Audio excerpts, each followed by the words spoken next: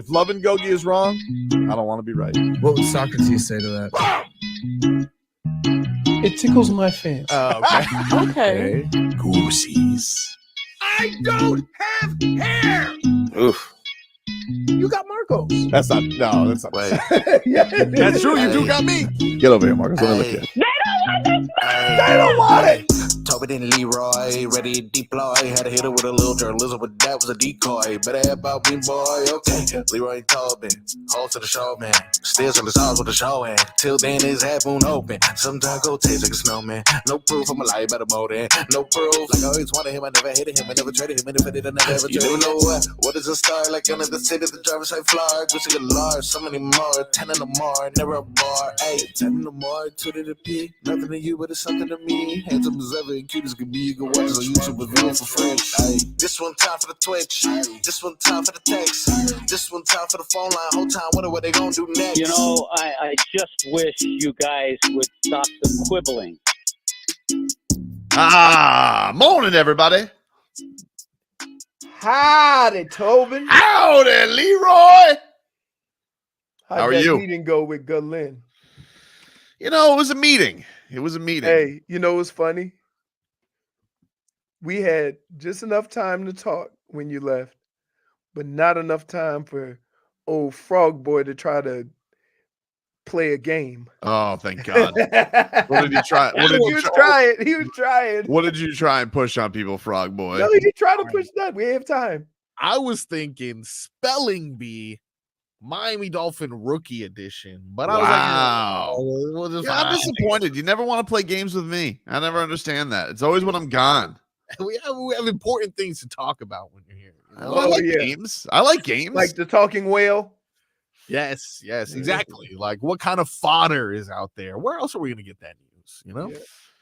Well, there was no fodder yesterday because Team USA gave Brazil the old beatdown. The old business. Pineapple. Haven't seen an American beat a Brazilian that bad since Chris Weidman and Anderson Silva. That was rough. I tell you what, they look tiny. Oh my God. They were not big. They were not big. And Joel Embiid, not surprisingly, had one of his best games. He was That's the tallest man on the court. That's right. That's right. But here's the problem. When you play Serbia, they have a lot of speed, and then they have Joker, who Yes. I think will abuse Embiid. They have Joker, but the thing is, like, they got Bam and AD. And But that's what I'm saying. That Embiid won't play as much. No. Right. No, ridiculous. Waste of time. Because he can't stay in front of them guys. No. Waste of time. Like, I think they'll and I wouldn't even be surprised if they benched him again. Really. You know, like, just go AD in the start, Bam on the second team. Right. They've done that before. But you know, they really like keeping those two together. They do, and they're great together. They're great. Yeah. It's like a force field. You can't score on them. Right. You can't score on them. I will say Brazil having their best 40 player be a 40-year-old, not quite the same as LeBron. No, not quite the same. He was perimeter only. Only. Yeah. Headlines brought to you by the new Palmetto Ford Truck Supercenter. Why buy your truck at a car store? Palmetto Ford. We know trucks. So the Dolphins are getting ready for their second joint practice today against the Falcons. Mike McDaniel just wrapped up his media session. He revealed that it's unlikely that Tua plays in Friday's preseason game against the Falcons. No surprise there. He's not a big play his guys in the preseason guy. So you have that. He also said that Jaylen, Waddle, and Braxton, Berrios, who have not been out this week with minor injuries. He says nothing major, Leroy. Nothing major. Although they are bringing in a lot of wide receivers to work out. I mean, they are getting a little short on bodies. No, and there you go. There you go. It has nothing to do with what everybody may or may think. It has to do with bodies. Tell your body, not now. No, it's not that. You just like, dude, not for nothing. They do a lot of running. every drill is either running routes or, coming out of breaks. And so what you have to do is you got to kind of, you don't want somebody to get a hammy or one of those nagging injuries going into the season.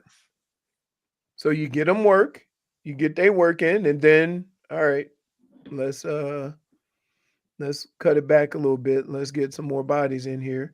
And those guys are going to come in and try to impress, because you don't know when that opportunity is, right? Somebody might do something where you go, oh man, now we got to make a tough decision. Right. So, by the way, speaking of, we just got an update on this. The Dolphins have signed a receiver, Mike Harley.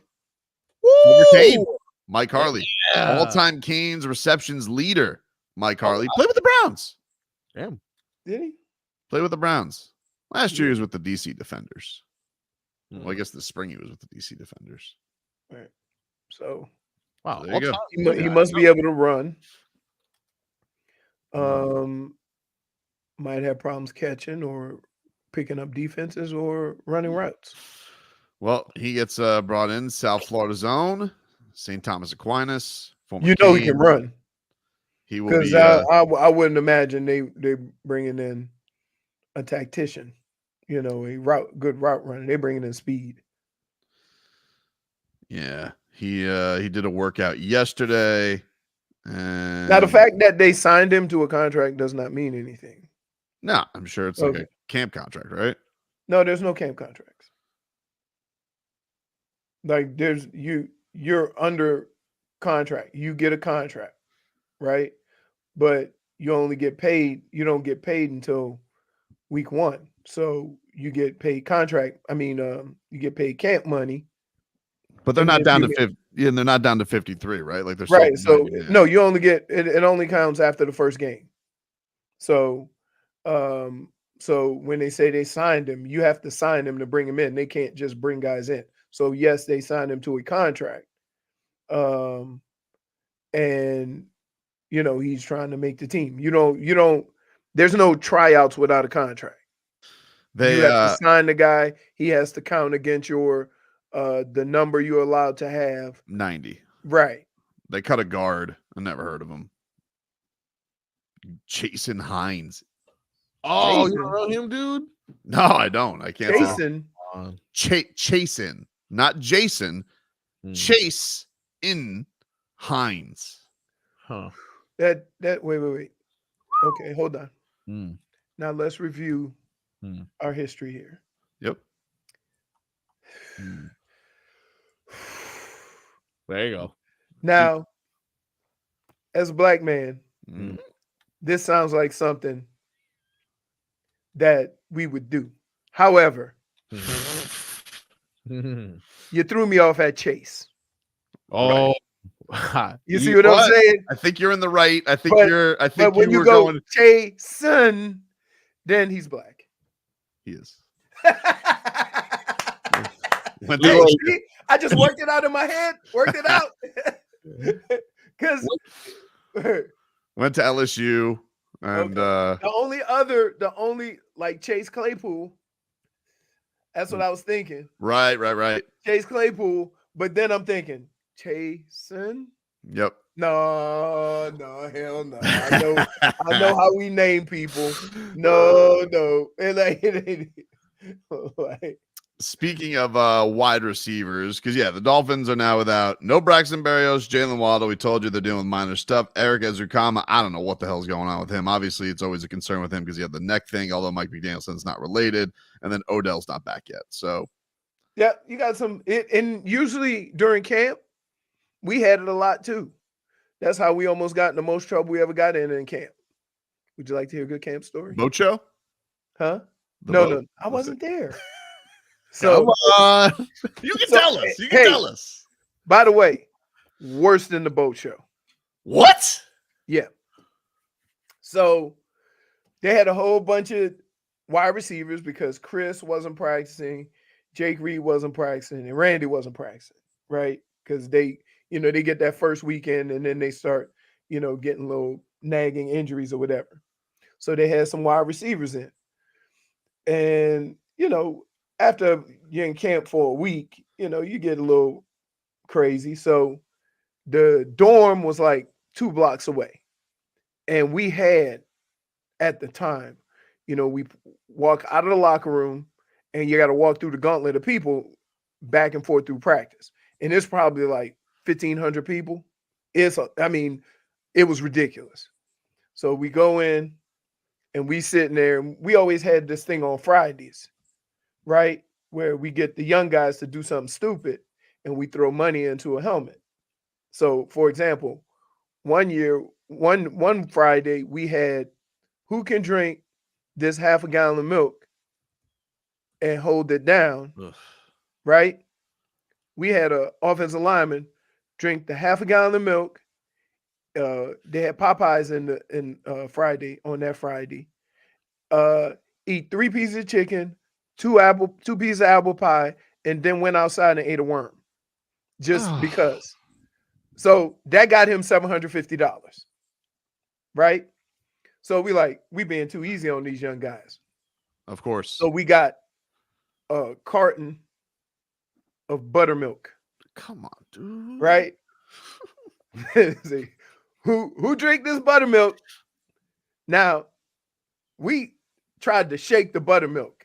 It was like melted ice cream. What does one use buttermilk for? Is that for like making pancakes and stuff like that? Right. So we go, so it gets up to 1,200. So now you got to drink the buttermilk and hold it down for half an hour. Oh no. Right. So guess who did it? Femi Ayanabajejo, the brother of the linebacker. Brandon, I am better than Dejo. Yeah. So he drank it. Now he drank it in like 5 minutes. And we sitting in the helmet eating our food. Was there a time limit to drink? Did he have to do that in 10 minutes? Or could he have slow rolled it for you got to drink it within and half 20 minutes, and then you got a half an hour. Most of it is like 50 minutes. Okay. Right? I got you. So we sitting there, we eating, we go, now we wait. 15 minutes go by. 20 minutes go by.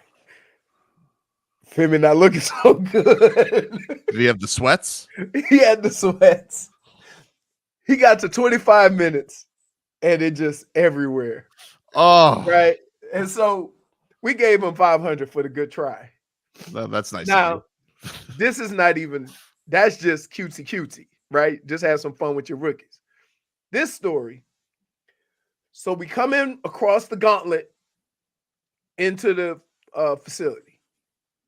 And we just sitting there talking. It's getting late in camp, right? And at the time, you was only getting like $500 a week, $700 a week. This is right? Browns or Vikings? Vikings. Okay. $700 a week.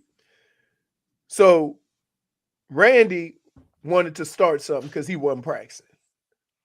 And he said, I bet anybody $700 you won't do this. I said, I got 200 on it. And then it just kept getting crazier and crazier till it got to $4,500 in the helmet. And the wide receiver said, I'll do it. And he was weighing his options. He said, I'm only getting like $700 a week, right? It's good living. Soon as Randy and Jake and Chris come back, I'm going to get cut anyway.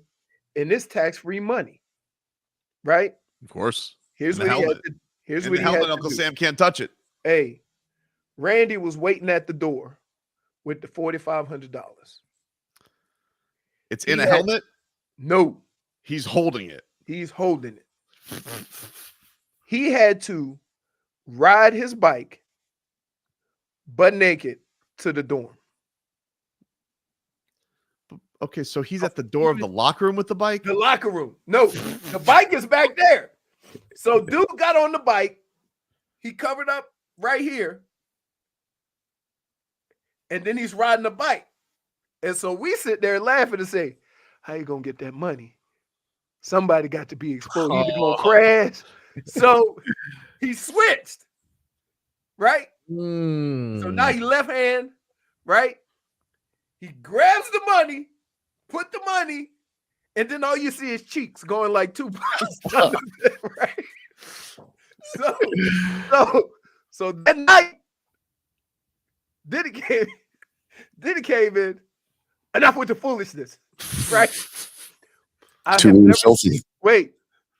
never seen him again. So he got cut on the spot. Yeah, he knew he was though. He knew he was going to get cut, but he made like $5,000. Yeah, so he made basically more than his camp paychecks would have been. Right. But Denny Green was legitimately mad. Like he was mad. He was mad. Because you said he doesn't get mad very much. He doesn't get mad very much. That got him mad? Very much. Huh? That got him legitimately mad? No, he just looked up. And we was looking at each other in the back. They go, where's so-so?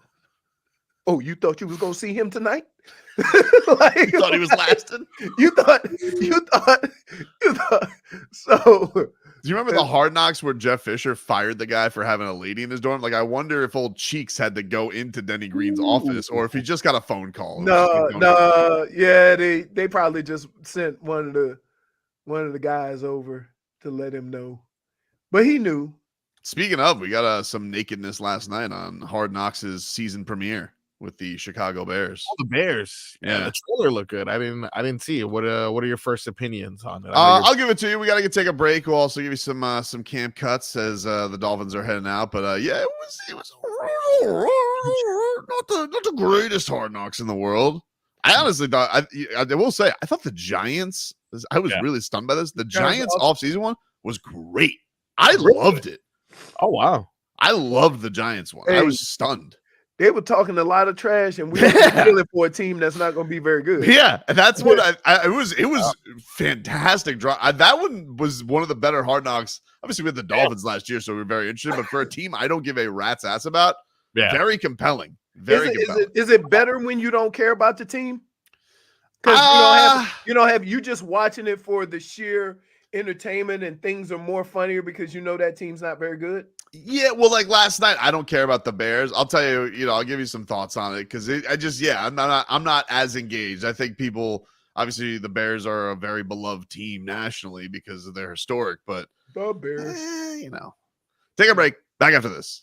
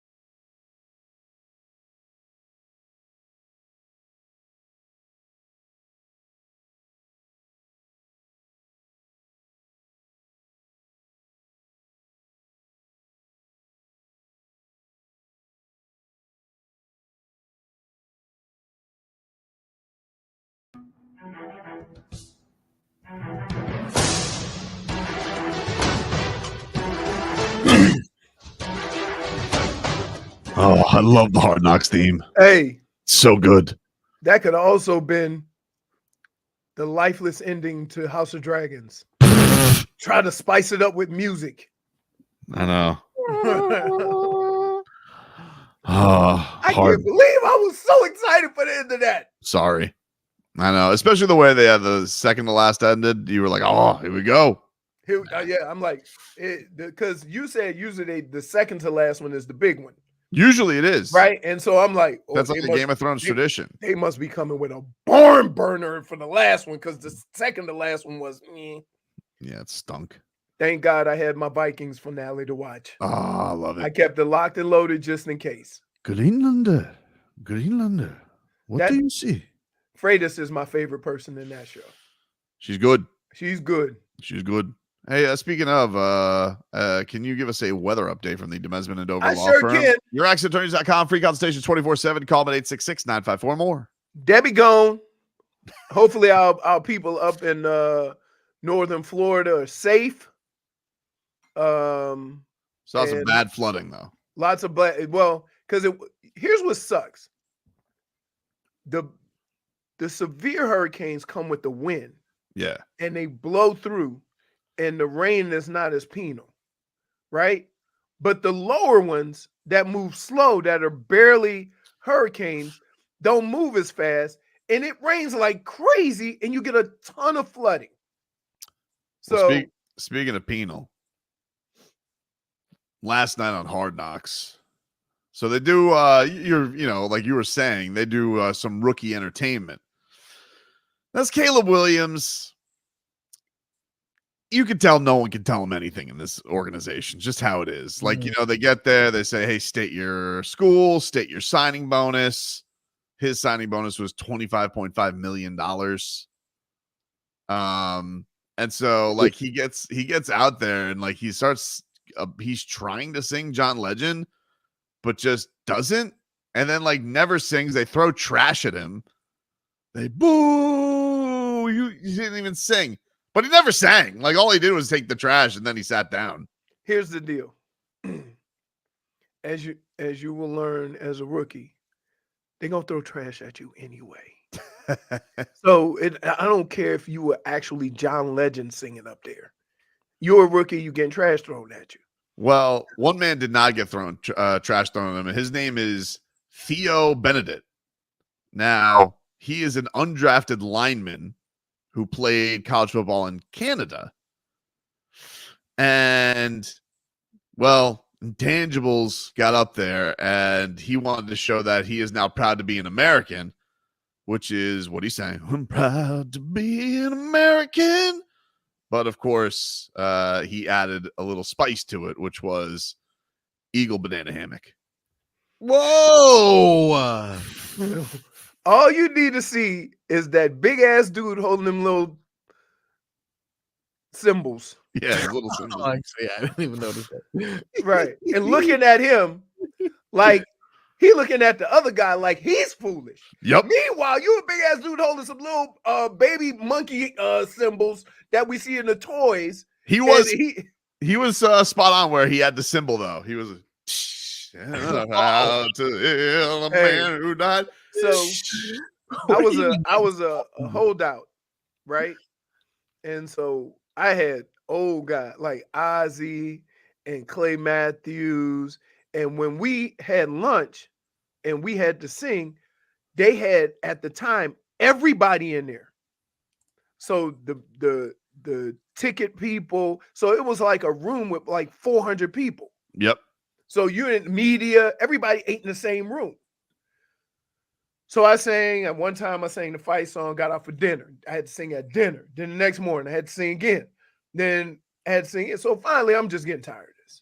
Right? Was it always the fight song, or what did they have No. to give you requests sometimes? There's no request. They just hey, look, cling, cling, cling, cling, cling, hand you the ketchup bottle. At your microphone. And you just stand on your chair with all these people, and then all of a sudden everybody stop getting food and looking at you. So you got 300, 400, 500 people in this big giant cafeteria staring at you waiting to sing. So I thought, I'm tired of this. And they just look like they're gonna make me do this for every meal. right? I'm trying to avoid it, but I like to eat and I'm tired. So what can I do?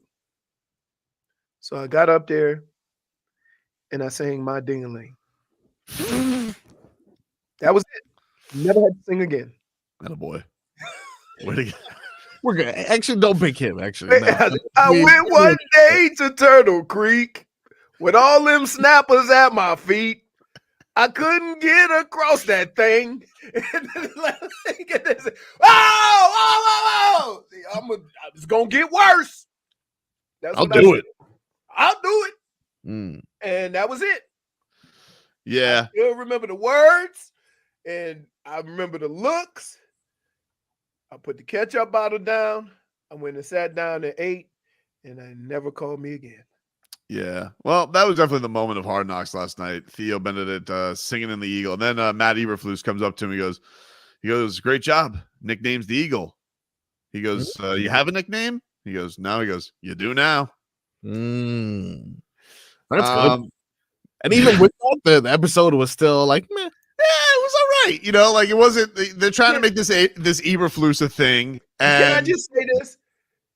I think the people make the show more than the actual action. And so, like when you saw the Giants, for example, that GM, he was on something because he you know. Oh yeah. When they went back and forth, so they had some personality in what they were doing. Eberflus, no. See, this was the whole thing. Like Eberflus, they know he's boring, and the whole storyline was Eberflus got a beard in the off season. Yeah, and like they go to Mrs. Eberflus, she goes, oh. So like, listen, I'm glad that the Eberfluses are still hot and getting after it, but she goes, I just like the way that it looked. And so like, okay, you know, she likes her silver fox Eberflus now. Wow. He's got the beard thing going on. So we know that the Eberfluses are, you know, hot and heavy, good for the Eberfluses. And then yeah, I don't know. Like they gave DJ Moore $100 million. That wasn't even that exciting. They like brought him in from practice. They gave him the biggest deal in Bears history. That wasn't, you know, and then they kind of moved on. Nothing. And how was his reaction? Was he like, cool? Kind of. He's they're like, one less thing to worry about. He's like, yeah. And then they all gave each other thumbs up on the practice field. Like, that's it.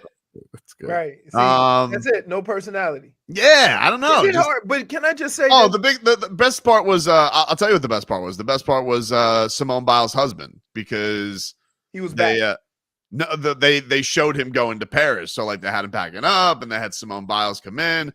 They have a dog who pees everywhere, so he has to wear a diaper. That was the best part. That was probably the best part. We got to learn Simone Biles is a gross dog. It's all downhill from here. I'm going to be honest. If that didn't get you, it's all downhill from here. That was the most exciting thing of that show. I think so. But I think you got to have some personalities on your team, right? And it can't be fake. Like, so that was another thing that was weird. They just they just brought Nick Saban in out of nowhere. Since Nick Saban coached Eberflus. Eberflus was a linebacker at Toledo, which was Nick Saban's first head coaching job. So then Nick Saban's just there, just giving a speech. You know, he goes, your quarterback, he's going to have expectations like crazy. I'm just thinking this is so rehearsed. Like, this is like Nick Saban knew what he was doing. I'm coming here. You know, I can't coach anymore, so I got to give this speech because I love attention. See, that's wait. So Marcos. Yeah. If you want Tobin not to like something, sprinkle in somebody he don't like. Oh, right. So if you watch it, wait, you could be watching Heat basketball, Hard Knocks, and say if they did an episode with Bam and Embiid, he was like, nah, I wasn't that impressed with this. No. Well, we'll get that because they're doing the basketball player show from Netflix this season because we're getting Jimmy, but Tatum's also in the show. I'm like, ugh. Yeah, see, hey, you see already, without even knowing nothing, you've already done it. You just proved my point 2.3 seconds after I said it. Ugh. But now, I will say this. The fact that Eberflus is still the coach got to mean something. But here in football, how often do you change a first-round quarterback without changing the coach? Oh man, that's a good question.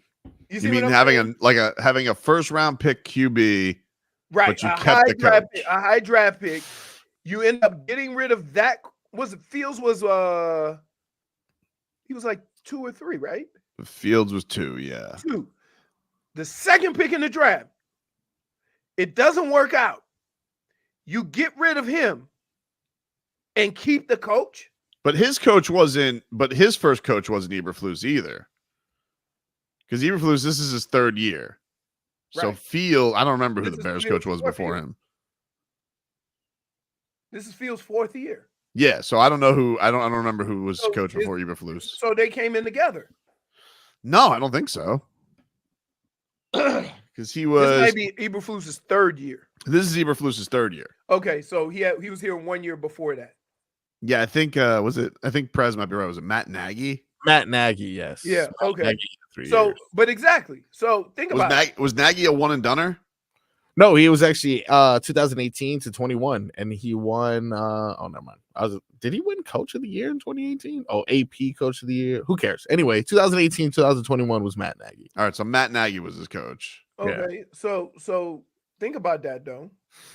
Yeah, because now he's in with the Jets, right? Oh The yeah, coordinator. Matt Nagy won Coach of the Year first year.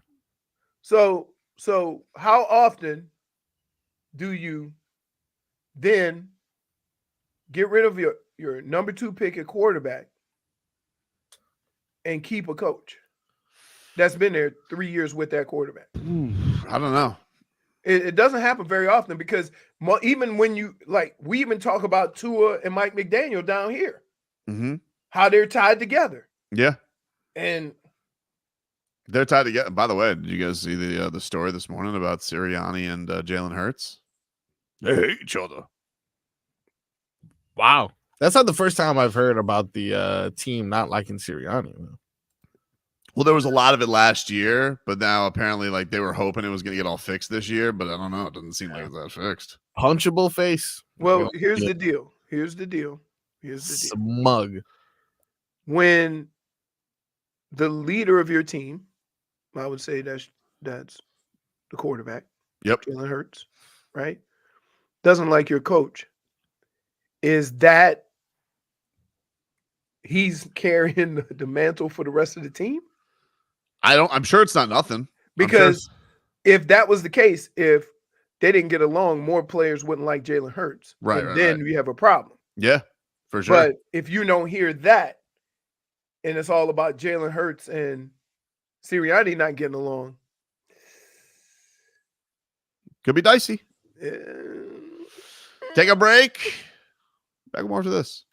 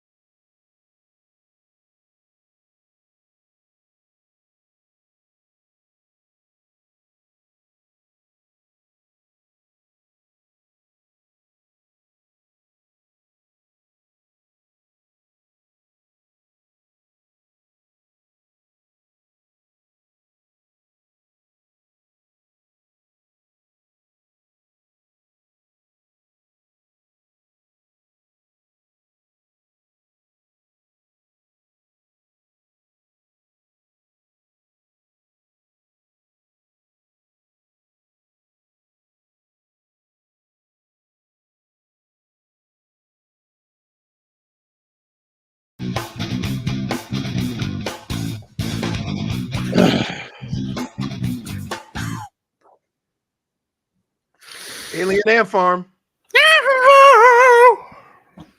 Welcome back, everybody. You know, Marcos, you're shocked, huh?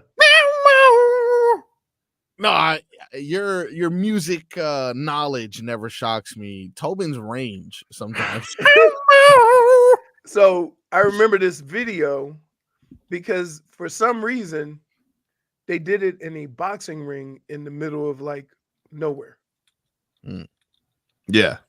It was just weird. They also had a rocking out monkey, too. Yeah. Oh, yes. Who I suppose was supposed to be Bubbles.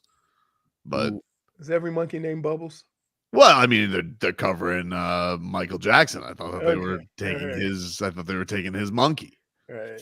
I got Let's by the way, speaking of music, Country Bay Music Festival is back November 9th and Who we 10th got? Who we got? at Miami Marine Stadium. And you guys can win a pair of 2-day general admission tickets to see Zach Brown Band, Carrie Underwood, Diplo presents Thomas Wesley, and Dustin Lynch is going to be there too. I like Dustin Lynch. All right. Keep on listening to our show. We'll give away that pair of 2-day passes coming up later today. If you can't win, you guys can purchase tickets. CountryBayMusicFestival.com. Thank you, Schmeathan, who says Tobin is Derry Underwood. Hey, so Marcos, when you've lived all over the country, Yeah. and you grow up in New Orleans, you just all different types of music, right? Like it's just crazy. Like if I turn on the radio and I hear good music, it don't matter what genre it is, right? I'll put it on my playlist and listen to it. A lot of people get caught up in I got to listen to this certain genre, and I'm like, good music is good music. Been that way my whole life. I used to remember as a kid, Casey Kasem's top 40. It was only one top 40. Now everybody got a number one hit because they done broke it down in so many different genres that like, yeah. But back when I was a kid, every Sunday morning, there was only one top 40. So you listen up through the top 40, you're going to hear all kinds of music, no matter what genre it was from. I was listening to some music. I was taking my daughter to cheer camp, and I was listening to classic rock, and my daughter was firing the bum guns at Led Zeppelin. Whoa! She goes, who is this? I'm like, it's Led Zeppelin. No, it wasn't. She goes, voice very pitchy, stinks. I was like, it's one of the most famous bands of all time. Yeah, wow, dude. Stinks. Aerosmith finally retired from touring the other day. Did they really? Steven Tyler can't sing. Yeah, well, he had a good run. Yeah, he had a good run. He had a good run. Yeah, but she fired the bum guns at Led Zeppelin. Wow. She was she goes, why does he sound like that? I'm like, what do you mean? That's classic rock. That's how they sound. She goes, hey, who's the old dude, the guitar guy? Back in the 60s and 70s. God, guitar guy. Eric Clapton? No. Ooh, that's good Weed guess. guy. Weed guy. Hendrix. No. He's white. Oh, Jerry Garcia? No. Wow, another good guess. When I think of it, I'll tell you. All right. Apologize. To all the girls I've loved before. He can't sing. Is that Neil Diamond? No. Goodness, hold on. Oh, Willie Nelson? Willie Nelson. He can't sing. I don't think he can sing a lick. But he had a following. Luis says, do you think Tua lines up on Friday? Mike McDaniel basically said no. He wouldn't say no, but he basically said no today. Right. Jordan Love's playing, though. Love is playing. I told you what they're going to do with the quarterback situation. Now, you can believe it or not, but that's what they're going to do. And every coach has a different attitude towards how they play their players, right? Like it used to be, believe it or not, we had 5 preseason games. I had 2 years, I had 6 preseason games. Because if you played in the Hall of Fame game, you still had to play your 5. And it would go the first game, the starters would get like 10 plays, right? 1 drive. Second game, play through the first quarter. Third game, you go into halftime. Fourth game, you would go into halftime, come out of halftime, and run one series there. And then the last game, you would come out, get a good run, see if things were going good, and there was no real time frame of when you get taken out. Yeah.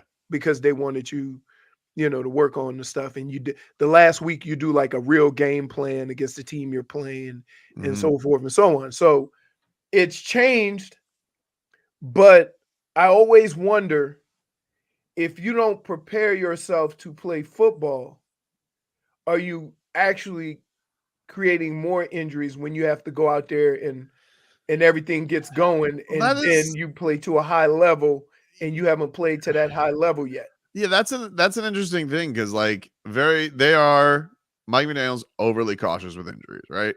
Mhm. Guys don't really play through things, but you are in a situation right now, you don't have 6 wide receivers out there.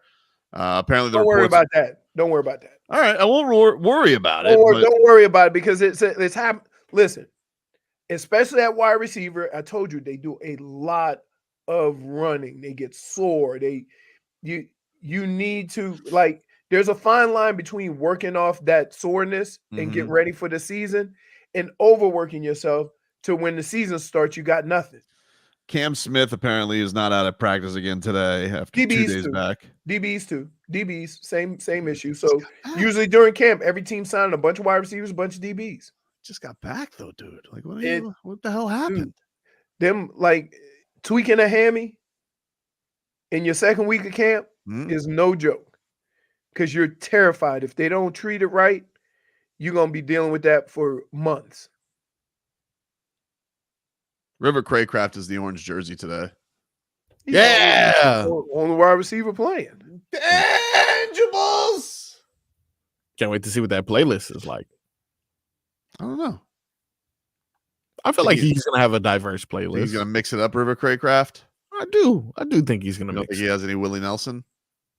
I actually don't. I don't. Yeah. Jordan Poyers misses 6 straight practice. That one has me nervous because he's got a little bit of durability stuff. So and he's old. And he came in talking trash. He did. Yeah, you can. Well, it was interesting. That's been an interesting thing because Calais Campbell was talking about this a little bit yesterday about he's been very vocal about the mentality that they want to be bullies. So you have him coming in new.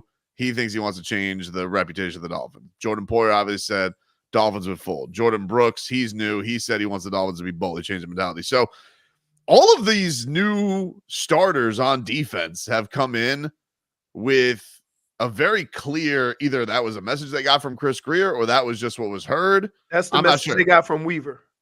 Okay. Yeah. Think about Weaver in Baltimore. What is the first thing you think of when you think of Baltimore defense? Nasty. Okay. So he's brought guys in. They brought guys in. And hey, we need to change the way we play. We need to be more physical. We need to do this. I want you guys to set this tone. I think of them as the Paul Maurice of football. 2-1 filthy. Pretty much. But that's 2-1 filthy. And if you notice, they're huge up front, right? On the defensive line. They got linebackers who can run, safeties who can hit, and cornerbacks who are going to be aggressive. So if you have the players in place, now all you have to play with is that attitude. You don't have to go to Jaylen and have him worry about that. But the interesting thing is, the Dolphins didn't have that identity issue, I feel like, on defense. I didn't feel the Dolphins were a soft defensive team. It's offensively. Isn't that whole thing, isn't that whole narrative that we say on the Dolphins, isn't that an offensive thing? But here's what happens, okay? When you are that way defensively and you practice against your offense, and then the other coaches say we have to match their intensity, boom, the whole team becomes tough, right?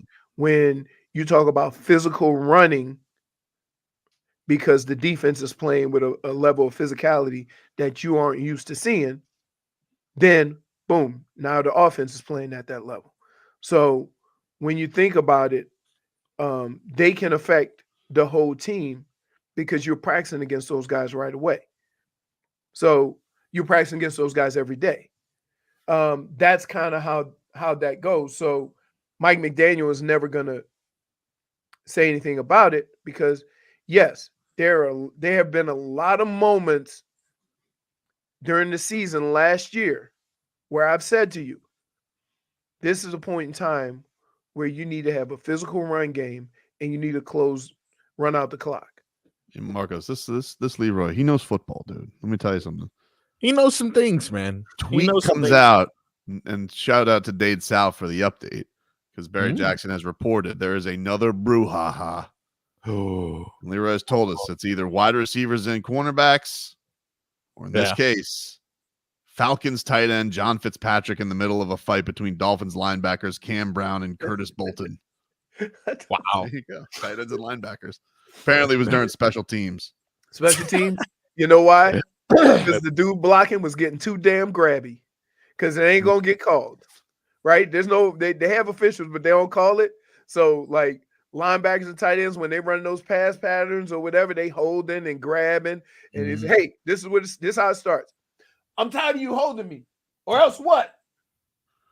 Fight. Okay. We'll take a break, get to hour 2 of speaking, and we'll get Calais Campbell's thoughts on yesterday's dust up because I just like hearing his voice. Back after this.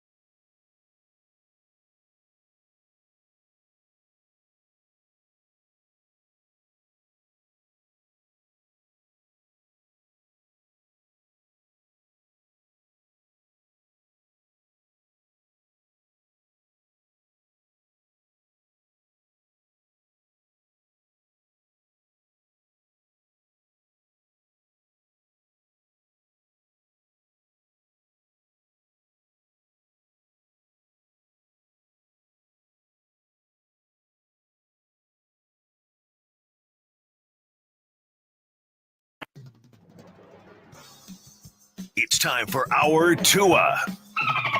It's our Tua. It's our Tua. It's our Tua. Tua, Tua, Tua. Tonga Valoa. Not Tua Tagovailoa. A for effort. Dolphins quarterback. Tua. It's our Tua. It's our Tua. Tua. Tua, Tua, Tua. Tua, Tua, Tua. Can go to hell. Tua Tonga Valoa. Dolphins quarterback. Daddy loves you guys. Our Tua with Tobin and Leroy. Check the history of food.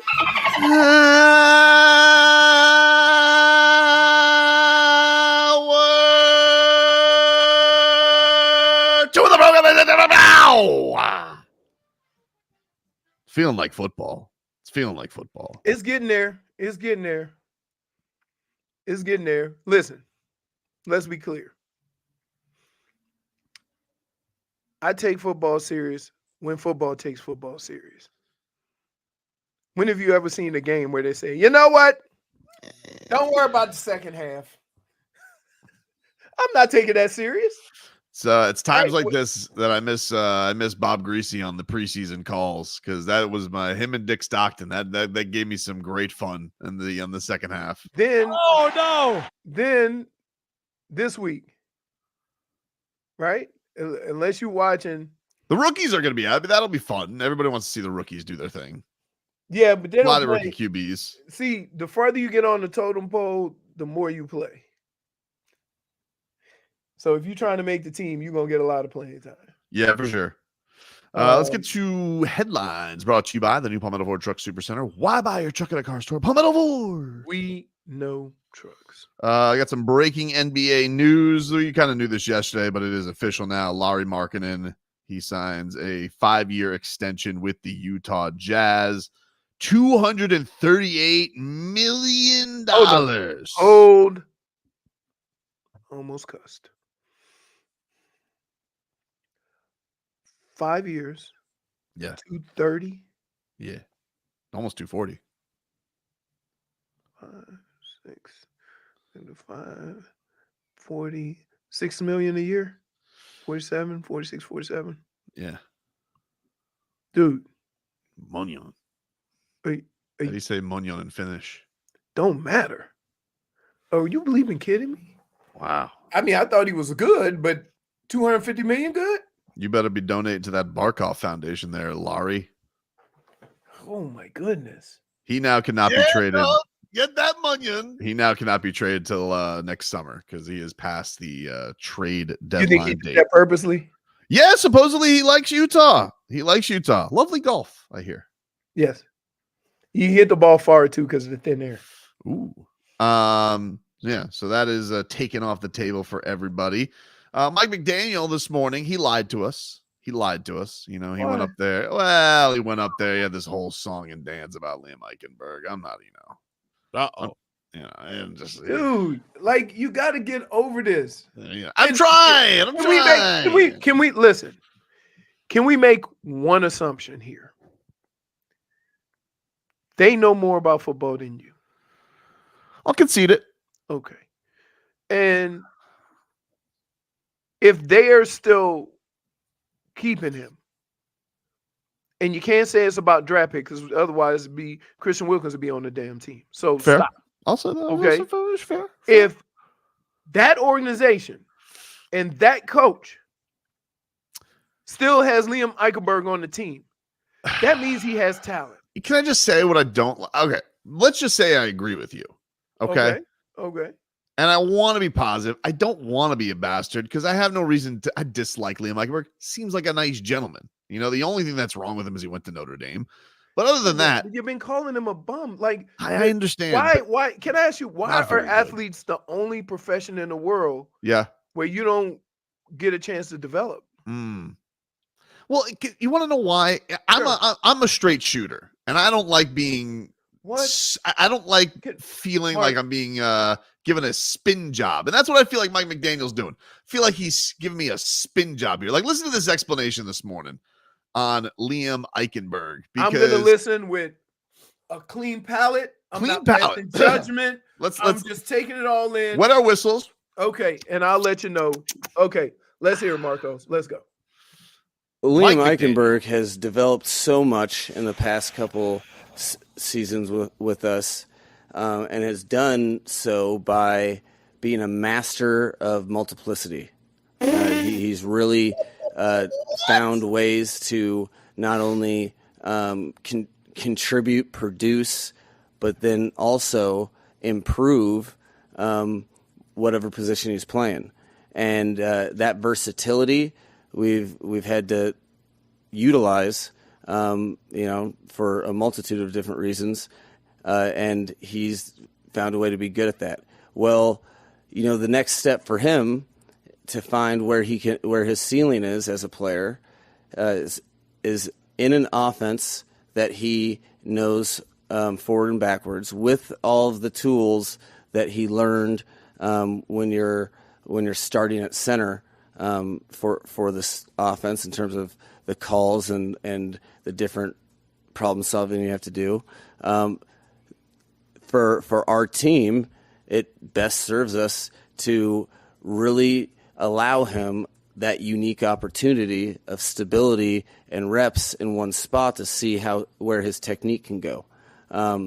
That is for the Dolphins. We think that we'd be hard pressed to know exactly what that would be like, because he hasn't had that advantage. Okay, let me break it down for you before you get all. What makes Liam Eichenberg important to that team is that he's basically a utility lineman. So, jack of all trades, master of none, right? He's one of the few guys on that team that can play a multitude of positions on the offensive line. So maybe he hasn't had a chance to excel at one position, right? Well, they've So tried him. They've tried him everywhere. No, they've had to. It's just what he just said. Now they're trying to get him in at one position, and they're not going to move him around as much. So now you'll be able to see the true growth of Liam Eichenberg, because he won't be moving around so much. That's the explanation in the Mike McDaniel way, but that's basically what he's saying. And I got to tell you, every offensive unit or line unit has that one guy that ends up playing three positions. But I would like what you say. I would like, if you were honest Leroy, because I'm a straight shooter. I like straight shooters, And I prefer you saying a jack of all trades, master of none. I think that's better than, what the hell did he say? A master of multiplicity? Yes, that was exactly what he said. Well, but he said it. Leroy said it in Leroy's way, and Mike said it in Mike's way. No, he's trying to trick us with Yale. That's what he's trying to trick us with. Yeah. And I don't like that. I'm on to you. That's what he had Mike be about to say. He was saying, just Yale trickery. And every time Mike McDaniel talks, Ivy League, big words. We need to have Tyler Hero in Mike McDaniel press conferences so we can just be, hold up. It's a big word for me, dog. But that's basically what he's saying, right? That and we had I'll tell you who did it for the Vikings. Matt Burke. Matt Burke ended up being a Pro Bowl center. But his first 3 years, because how good the offensive line was, he played center or guard. They moved him around. And then when those guys retired or left, then they honed him in at center. And it happens. Master of multiplicity. It happens all the time, especially on offensive line, because guess what? Now let's do football again. Mm-hmm. If I have one guy that I can play at three positions if somebody gets hurt, that means I might be able to keep another DB, or I might be able to keep another linebacker, or I might be able to keep another wide receiver. If I have to have three different guys do that, that means now I got to have one less of those others. Do you So think this all has to do with how you how you put your team together. Do you think that like Erik Spoelstra and Mike McDaniel ever have phone conversations where they're just like, what are words we can say this year that'll just leave everybody scrambling? No, It's a big word for me, dog. Let me tell you something. I'm gonna be honest with you. Spo losing that battle. Spo is to the point, right? But he can't no. Oh, man, For listen. bleeps and grins, Mike McDaniel would be smiling at him. Mike McDaniel likes to talk. I think Erik Spoelstra is enjoying Steve Kerr having to do all the talking. Yes. So that's the thing. So that's why I have always had more patience with Liam Eichenberg, because he's never been able to hone in on one position. Now that he's doing that, and he's only now keep in mind, if something goes awry, they might be back to square one with him playing different positions. But for right now, they're going to have him concentrating on one position. And then I don't want to hear at the end of the year, like, and here's how it reports, oh, he really found his game this year. He really did. No. Well, that did happen with Austin Jackson. It felt like he found his game, but his was more injuries than it was talent. But I'm just like, I don't want to think that he stinks. I just think he stinks. We have a problem with the truth at times. We only see the result. We don't ever want to consider the reasons why. And when you try to give the reasons why as to why Liam Eichenberg is not as far along as you would like, you say he just stinks.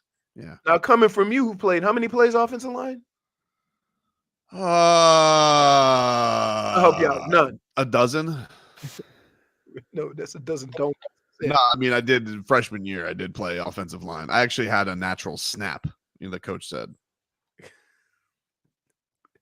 Anyway, for you to say he stinks,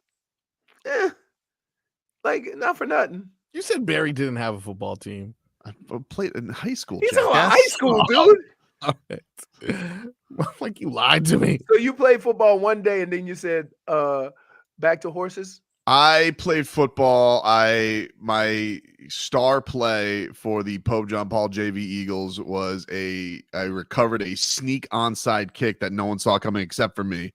I may have even just made a mistake, but I lucked into getting the football, which was a huge recovery, led to a touchdown for a win. Wow. But I did not like the feeling of getting hit. I'm like, not for me. In fact, I actually remember one game where I played against Devin Hester's, not his team, but his school, Suncoast, and I got lit up like a Christmas tree. I'm like, I don't know if I'm coming back for this. How about this? You played more football than me my freshman year. What? I didn't play till my junior year of high school. Because you didn't feel like it? No, because the school, like, they had the out-of-district thing. So I played, you could practice, you just couldn't play.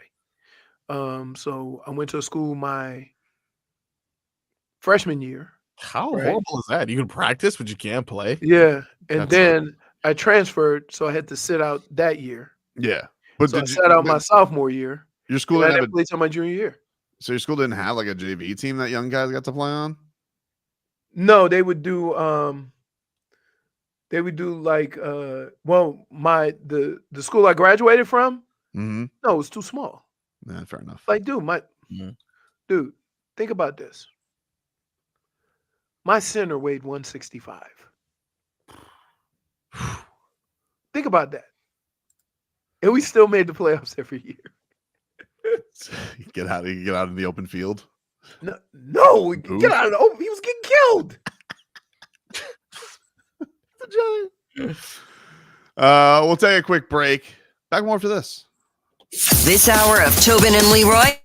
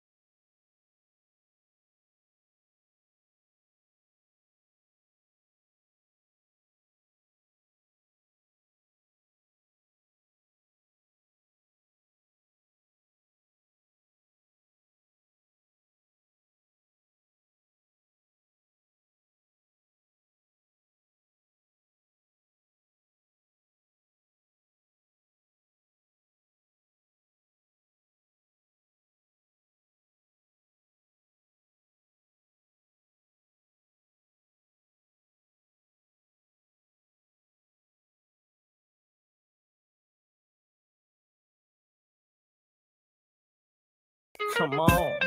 Come on. Welcome back, everybody. Tobin and Leroy here with you, 560 WQAM. We'll mix things up coming up later on this hour. A couple of things. We have multiple fights breaking out at Dolphins training camp. That, according to Barry Jackson, apparently it continues to be Dolphins defense versus the Falcons offense. So the fights keep going. The Dolphins. So that is going to play right into what Weaver wants, right? Yeah. So why they gonna stop? Why they gonna stop the fight when they get in the meetings? Don't take none from nobody. Look, I'm going to need the fans to step up here a little bit, all right? I know that they say, "Oh, don't record." I'm going to need somebody to be sneaky about it and get me one of these fights, all right? Because when the Giants-Lions brawl was out there, I was getting angles like World Star, all right? I need angles. I need whoever that dude was Neighbors, yeah. He need to get his ass beat. How you gonna go and forearm the dude walking by? Yeah. What you think was gonna happen? He took a number of shots. But what did he think was gonna happen? I don't know. Right? Like you in camp, everybody is feeling manly. You came back down to no challenge, and somebody walked by you and give you a little forearm. I know you guys are all out there though, illegally taping. You're not supposed to be taping at Dolphins practice, but I know you guys are, right? I saw multiple angles of the Tyreek Hill to a bomb yesterday. No one got me the practice fight. Come on, let's go. Old Tobes needs some action. Get your priorities together. Josh is saying that he sent me a video. I'm excited. Oh, okay, well, there's that. Yeah, all right. Asking ye shall receive. Apologize to Josh. You can get some action here, dude. Yeah. There's nobody fighting. You don't fight with Fisticuffs. You don't fight with helmets on. A little dust up. You don't fight with helmets on. All you do is tug of war. Yeah. Here's Calais Campbell. Because that helmet hurts like hell if you hit one. Well, if anybody was brave enough to tussle with Calais Campbell, this was his reaction yesterday to yesterday's dust-ups. He was the Dolphins giant. No, I wasn't on the play, but of course, trying to play peacemaker and making sure that it doesn't get out of hand. Of course, it's, we're emotional people, and, physicality is a part of the game. And sometimes it's going to be, intense like that. But the biggest thing is like, all right, don't let it stop us from practicing. Because I definitely have seen times where you go out there and do, joint practices and they got to separate teams and we just practice on opposite fields and that doesn't help anybody. You made a trip for no reason. So the biggest thing was just getting back on par, what we need to do. When he says emotionally, he just means like anger, right? Because I don't know if I can picture Calais Campbell weeping up during a Lifetime movie. No, and put it in context, dude, you idiot. Right? Like, you got guys out there trying to win jobs and trying to prepare for a season. That's a different kind of emotion. We have to spell it out for you. It ain't watching a Lifetime movie with your wife. Goodness. Get in touch with the sensitive side. No. Come on. I wonder how long, like, some of the people talking all this trash about what should and shouldn't happen on the football field. Mm-hmm. I wonder how long they would last on the football field. Not long, dude. Because the crazy thing about it is like, it's not all about the talent, right? It's about the talent against somebody else, right? Because if you can't perform to your highest level when somebody guarding you, then you have no talent. So that's why I don't get caught up in combine stuff. That's why I don't get caught up in guys playing football without shoulder pads and helmets or without pads on, because that confrontation with that other person and the things that could happen to you during a game are the things that separate your talent from another guy. There's a lot of fast guys in the NFL. There's a lot of big guys in the NFL. There are a lot of guys that can run. Okay, but can you do those same things when somebody's standing across from you?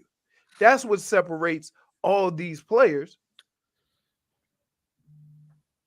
Who's really about it? Pretty much. I mean, like, look, everybody not like Tyreek Hill, but as fast as Tyreek Hill is, you don't realize how quick he starts and stops. That's what separates him. That's what gives him separation. His ability to do those things and cut is what creates separation from another guy who might be as fast as him. I'm reviewing some dust-up footage here, Leroy, that has been sent to us. Is it a good angle or is he in the nose? Well, it's on the far field, so it is a little bit. You gotta squint, but you can see action. All right. Let's see. We'll get to this. Helmets in the air. People rushing. Everybody's swarming to each other. You know, it just looks. It just looks like chaos. I told you the trick. I told you the trick. You got to run over there. You got to make it look good. Yeah. Okay. All right, here we go. This is because how many people comment on whenever there's a fight in sports, the guy that just stood around? Shout out to Josh, by the way. Appreciate you, Josh. Boy. There we go. I don't even have my. Joshy. All right, so you can see. Oh, that's a good angle. All right, it's it's the on the far far. field. It's the far field. You can see it all kind of ensue right there. So the play's going on. Look over here to the high side. And that's where you can see all kind of action going crazy. Oh, yeah. I see them all gathering. Everybody, action's happening. Rush towards the pile. Now watch the offensive guys. Watch the offensive guys and the defensive guys. So. A lot of staring around. All right. Shoving. Well, hey, you get out of the way. No, you get out of the way. No, you get out of the way. No, that's not even. You want me to tell you how it goes? Prayer circle, maybe. You want me to tell you how it goes? Two guys are holding the helmet. Let go of my helmet. You let go of my helmet. Let go of my helmet. You let go of my helmet. You let go of my helmet. And that's what they're trying to get the hands off the helmet. And the guy going, I'm not letting go first. That's what that's all about. Poor Devon Achan's running for his life on that near field, and nobody's paying attention to Devon. Devon's got he's like, I just broke loose. Like, we don't care, Devon. Out of the backfield. No one cares. Not one person. Camera immediately moves away from him. He goes, oh, classic dust up, dude. Classic dust up. That's it. Little helmet jerking. Like, it's hard to be real physical when you got that helmet on, because the only thing that can happen is a broken finger. Or a broken hand. Meanwhile, here's more of Calais Campbell, and he says, Camp, the joint dust-ups, he likes it. You know, he thinks it's going to be good for their mentality. I mean, I think we got a whole bunch of guys that's scrappy, I mean, there's a narrative, that I think we're trying to change, and, we want to be tough guys, that's just part of it, just go out there and showing that we ain't going to take nothing. But overall, though, it's about the work. Hey. Coming from a giant. It's a giant. right? Like, we ain't worried about you being physical. We worry about the other guys. He's an emotional giant, though, Leroy. It's different. All right, I got you. It's like, has he ever tried the move where he tried to cradle the running back? Dude, I'm telling you what. I remember being tackled by a pinky. Gilbert Brown's about 340, but he got them muscles on, them big trap muscles, like he was swole. And one time I was running through there and he went this. What? I'm just looking at pictures of him. Yeah. And one time I ran through the middle. He was playing with Green Bay. I ran through the middle, and I swear all he stuck out was a pinky, and it was like I got clotheslined. I'm like, what in the hell just happened? This guy, wow. He's dude, just imagine. And wait, here's the kicker. In Minnesota, our center was 270. So he was we had small offensive linemen. This was the person who tackled Leroy. Look. Jesus. Dude. Oh my God. Dude. This guy is a unit. I just want to apologize to Liam Eichenberg. Dude. Dude. I'm telling you, hey, it was like, you get back in the huddle and say, are we going to move Gilbert one way or the other?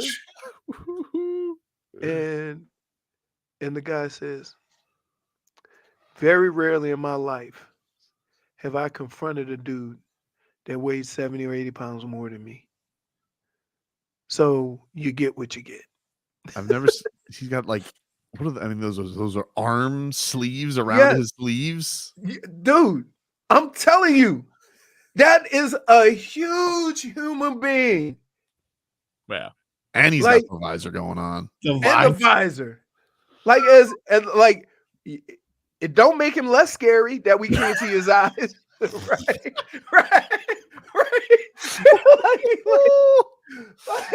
Oh man. And guess what? And he wasn't as scary as Reggie White. Well, yeah, because he wasn't singing hymns. You get Reggie White, man. He started praying. Everybody in the huddle like, Reggie praying. Why'd you try to cut him? Like the coach called the play. Oh boy. Oh man, Marcos. It's time for you to mix things up next, man. Let's do it.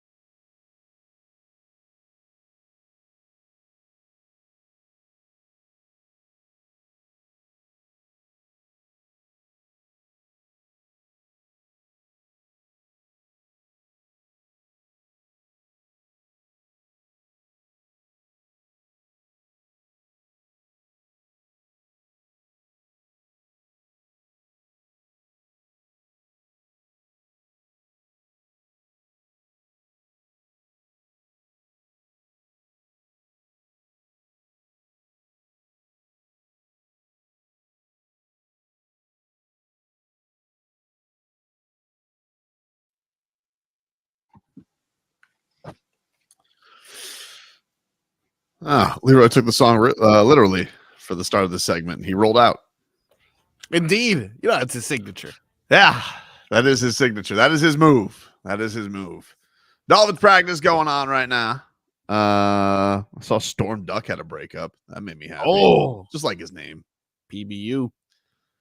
Apparently Malik Washington, the late draft pick from Virginia. Great hands. He's apparently having a good practice today, so that's cool. A couple of days ago, they mentioned Cam Smith would be working his way back onto the field. Any updates, any mentions of Cam Smith? Dude, didn't you listen to me? I said this earlier. He's hurt. Down again. I apologize. Who was in the fight?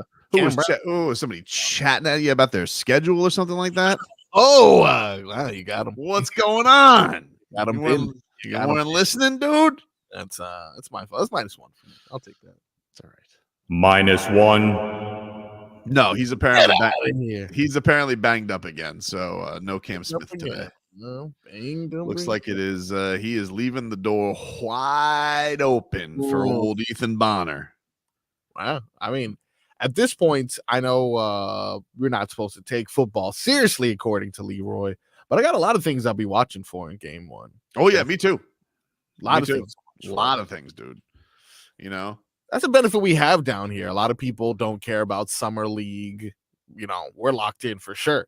Yep. A lot of people don't care about, this time of the year. We got a lot of things to watch for over here. It's been for what should have been a very quiet summer. It feels like we've had a lot of action. A lot of action, dude. And it just keeps rolling in. The action just keeps happening. We got fights. We got bully fins. We got it all happening for us, baby. But you know what else we got happening for us? What is that, my friend? The Mix Bag. Whoa. Which is brought to you by Broward Health. Well into your future. All righty then. We're talking football. Let's stay on football. Football. Yeah. Tyreek Hill. Love him. Player in the NFL, according to his peers. Number 1. Bet you thought I was going to come back with a sandwich. I did, actually. No. Very rarely do I have to take a phone call when it comes. That was Robert. Oh, okay. Yeah. Oh. Everything okay? Was he good? Yeah. He just don't. He said, what time? He said, you still doing the radio? I'm like, yeah. What time? I said 10 to 2. Oh, okay. And he just goes on to his conversation. Okay. All right. Well, listen, we can't disturb the great Robert Smith, Yeah. 3rd and 37. He did say, since Tom Brady's with Fox, I got moved back to college.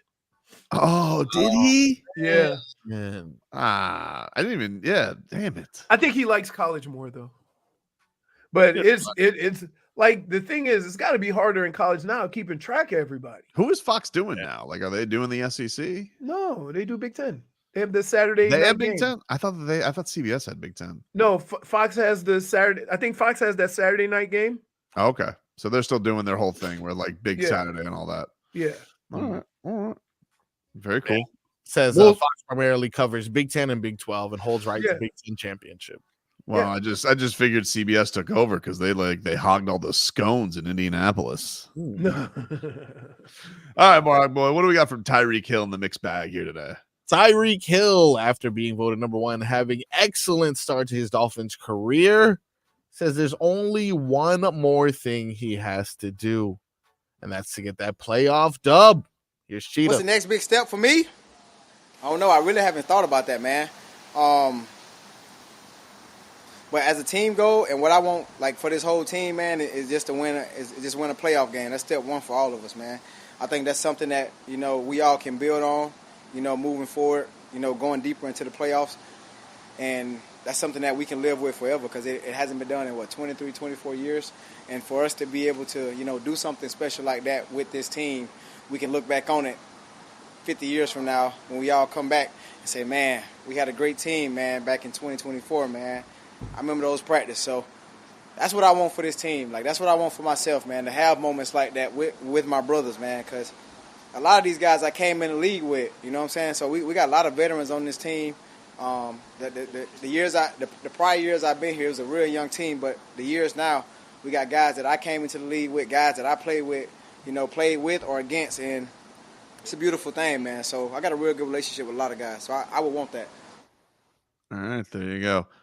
I've seen this be the common talking point this year is that everybody's really focused on just snapping the playoff streak, the playoff win streak. Can I just say this? Although I get where everybody's coming from, that cannot be your damn goal. I agree. Really? Because listen, are you familiar with fans? They're just going to move the bar. So your goal needs to be what it's been every year since the day you started playing the sport, win the championship in whatever league you're playing in. Dude. End of discussion. But I blame the fans and I blame all these people that keep throwing these questions there and they're trying to appease them. That's not fair. It is fair. It's not fair. Because wait, we have won a playoff game to win. So if you win a playoff game, is that enough? Here's what I would say though. No, it's not. Then why does that have to be a goal? Well, I don't like it. I don't like the fact that has now been set as the goal. It should be a goal, but I agree with Cody who says that is a goal. That's not a goal. That is a goal because that's what everybody is talking about. I like what Cody says where he says that's not a goal, that's a requirement. Like that is the bare minimum of all the money that's been thrown and all of the commitment that's been thrown to this team. It's a requirement for everybody though. It's not, listen, not for nothing. Winning a playoff game and winning a championship is hard. I understand. I understand. It's very hard. Stop making it seem like it's just so easy. You have all this, you should be doing this. It's not that easy. So, yes. 25 years, baby. Okay, that's, again, Tyreek Hill shouldn't give a damn about that. You shouldn't have lost to the Titans. No. You should wait. He should care about trying to win a championship. Yes. Because if you win a championship, you're gonna win 3 playoff games. Of course, that's it. So then stop it with that. Stop it with everybody saying we haven't won a playoff game in 24. Who cares? They won a championship in 50. Hold on. The coach is changing the meetings to 24 after the hour. Because that's what everybody's been harping on with him. Well, then he's got to be dead. I don't listen. If it's not either it's a thing or it's not a thing. Okay. Again, I know how this is going to play out. Right? They may win 1 playoff game. They may win 2. Right? At no point in time is anybody in this city or state going to say, good season, good season.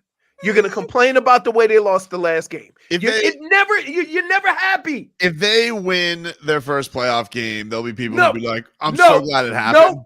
No, I promise you. If they get to going to complain about something else. If they got to the conference final, if they got to the conference championship, that would be a big deal.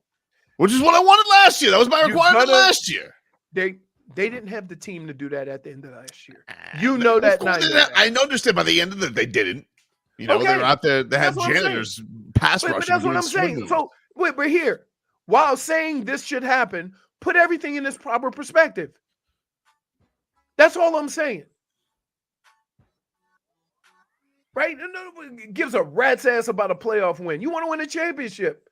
That's what every player, every coach. I think you and I agree. I think you and I agree here. I think we agree, but you seem like you disagree with me, but I don't think we disagree. I don't like your delivery. I think we're on the same page, though. I don't like your delivery. I think your delivery is you're saying playoff win. That's not a goal. You're like, I agree. Championship's the goal. That's a goal. So what about the people complaining about, we haven't won the division championship? It's fine to whine about that, but it's not the biggest deal. Like, if you come and you win a playoff, like if you go and you win a playoff game this year and that's it, all right, good, you take it. But that should not be the goal of this team. You're just going to complain about how they lost the second playoff game. I'm familiar with fans. Stop all of a sudden acting like you're understanding. Dade South says there's fans that don't appreciate 2 finals appearances in the Jimmy. Yeah, they are ingrates. They're idiots. But I'm just saying, that's the way fans are. So don't sit here and complain about not being in the playoffs for 24 years or have some of these kids wasn't even born. And then after they win a playoff game, you're just going to move the bar. I know fans. What else you got in the mixed bag, Marcos?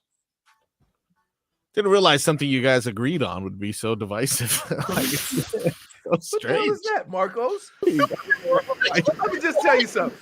I mean, sometimes we agree, but dude comes, he don't come in with the right. I literally feel like Brick from Anchorman, who's like, I don't know what we're yelling about. Really was. And then Leroy's like, fine, I can't. We agree. But these other Dolphin fans. No, but I've always been that way. Right? They just keep moving the bar. I just think it's a weak ass goal. It's been a playoff game. But you're the cheetah. The cheetah doesn't say that. Like Dolphin fans all across. That's like the Olympic sprinter that says, "Well, I made it to the finals." Right. Yeah. Right? Oh, I almost came in 8th. Like nobody knows who came in 8th place in that 100. Nope. You guys aren't Brazil who made the quarterfinals with a 1-2 record. How did that even happen? Point differential. Oh, okay. I was like, you just had to win one game or something? Like, that's strange.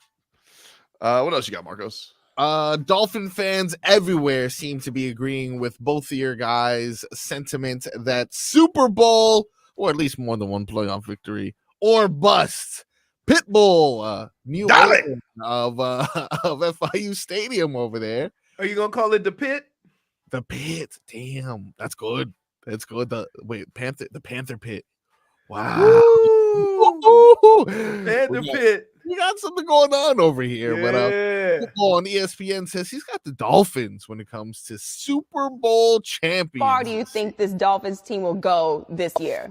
Well, for one, congrats to Tua, Tyreek Hill, and I know that the Dolphins at this point, again, underdogs. You know, people that didn't believe in them and what they were going to bring to the field. Last year, they made a statement, and it was hard to play against, you know, them boys in negative 50-degree weather, especially coming from Miami. You know, it's like, hey, once we thaw out, then maybe we could play this game. But hey, you could see that they are ready to take it all the way, take it to the house, and bring home a Super Bowl. Yeah, definitely a different environment when you go from South Florida. I'm saying it right now. Miami Dolphins are going to bring it home to the 305 Super Bowl champions. If you think it's a game, I'm going to tell you like we say in Miami, play with it. Wow. Hey, that's a goal. Yeah. Here's the deal. Goosies. That's what I'm I'm talking about, Pitbull. I'm gonna tell you how goals work. Here's one of my goals in college. Here's one of my goals in the NFL. All right. First goal every year, beat Notre Dame. Why? That was our first game. Want to get off to a good start. Right? Yep. Then beat Ohio State. You beat Ohio State, the next will take care of itself. Right? That is, you win the Big Ten championship. Then win the Rose Bowl. Right? Now, all the other things that happen with those goals are a result of you accomplishing those. Whether it's national championship or whatever. We didn't have a playoff. So from that standpoint, different thought process. But here's what the Dolphins did. Beat Jacksonville. You want to give to a good start. Yeah. Right? Win the division. You win the division, you're probably going to get a home playoff game, and you're not going to have to play in the cold. Statement game week 2 against the Bills. Oh. No, we're on the same page. Why'd you stop? We were rolling, baby. It is an early statement game, though. You get blown out by the Bills. It was rolling, baby. That still doesn't stop you from winning the division. Okay. No, it's a statement. Then win the Super Bowl. Oh. Right. Now, all the other crap that everybody's talking about, those are all taken care of if you win the first game, win the division, win the Super Bowl. Because in order to win a division, you got to have a number of wins. Then you're going to play a home playoff game, right? Now you ain't going to have to worry about the cold. True. And then your fate is in your hands. Games on your terms. Right. So wasn't for that damn Titans game. Making it a goal to win a playoff game when there's so many other steps to get to that. It's kind of why I'm like, it's a garbage, I agree. They're just appeasing what the people have been saying. This is why I like Pitbull style, We are the Dolphins. Goodbye. Good. Oh, Dude. what? That's not a point. Dolphins. -1. Marcos. Yeah. No, that One was more time. One more time. Why? -1 again no. because he gonna try to resell it. -1. He gonna repackage it and try to deliver it to us again. And I'm just that's a preemptive -1. Why? This is too harsh a punishment. Can I just tell you? -1. That might have been some of your worst work. For show ponies. The Dolphins? No. There it goes. There it goes. And see, I told you he was gonna try to repackage it. I told you. That's why we did a preemptive -1. -1. I'm familiar with your work. I'm familiar with you. That was terrible, Tobin. That was terrible. You know what that was? That was Liam Eichenberg. Whoa! What? Let's not say things we can't take back. I don't want to take it back. Why is Sexy Sauce saying write him up? What does that mean? Give me a ticket? Yes. Dude. Can I just tell you? Oh my goodness, that was so bad. Miami Dolphins. Miami Dolphins. Can I ask you a Miami question? Dolphins numero uno. Can I ask you a question? Yeah. Did that you just ran with it? You didn't even I thought I sold it well. no, dude. You sold a poop burger. You can't picture the shirts? No. Dolphins. No. That's terrible. It sounds suspension worthy. Yes, it is. He wants me to lend to take me away in handcuffs. Yes, dude. You know what? Like, go stand in the corner. You just need to go in the corner or something. You need to be penalized for that. That was so bad. Marcos. Dude, not good. Dude. Not even him. Marcos like, bro, I normally got your back, but no. I already wrote a ticket. Take a break. Back after this. Oh.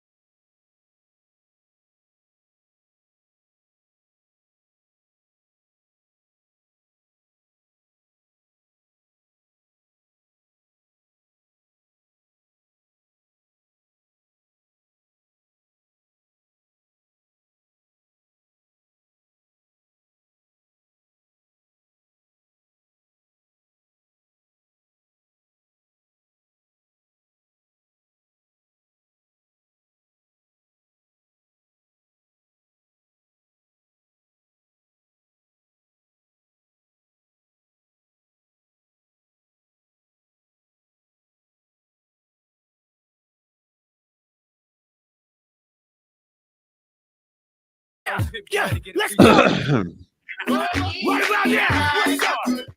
I am being abused at all angles here.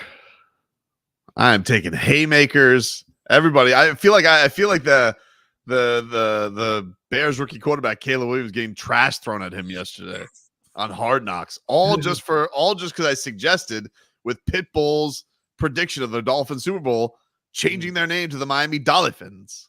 No. But the crowd please. Stop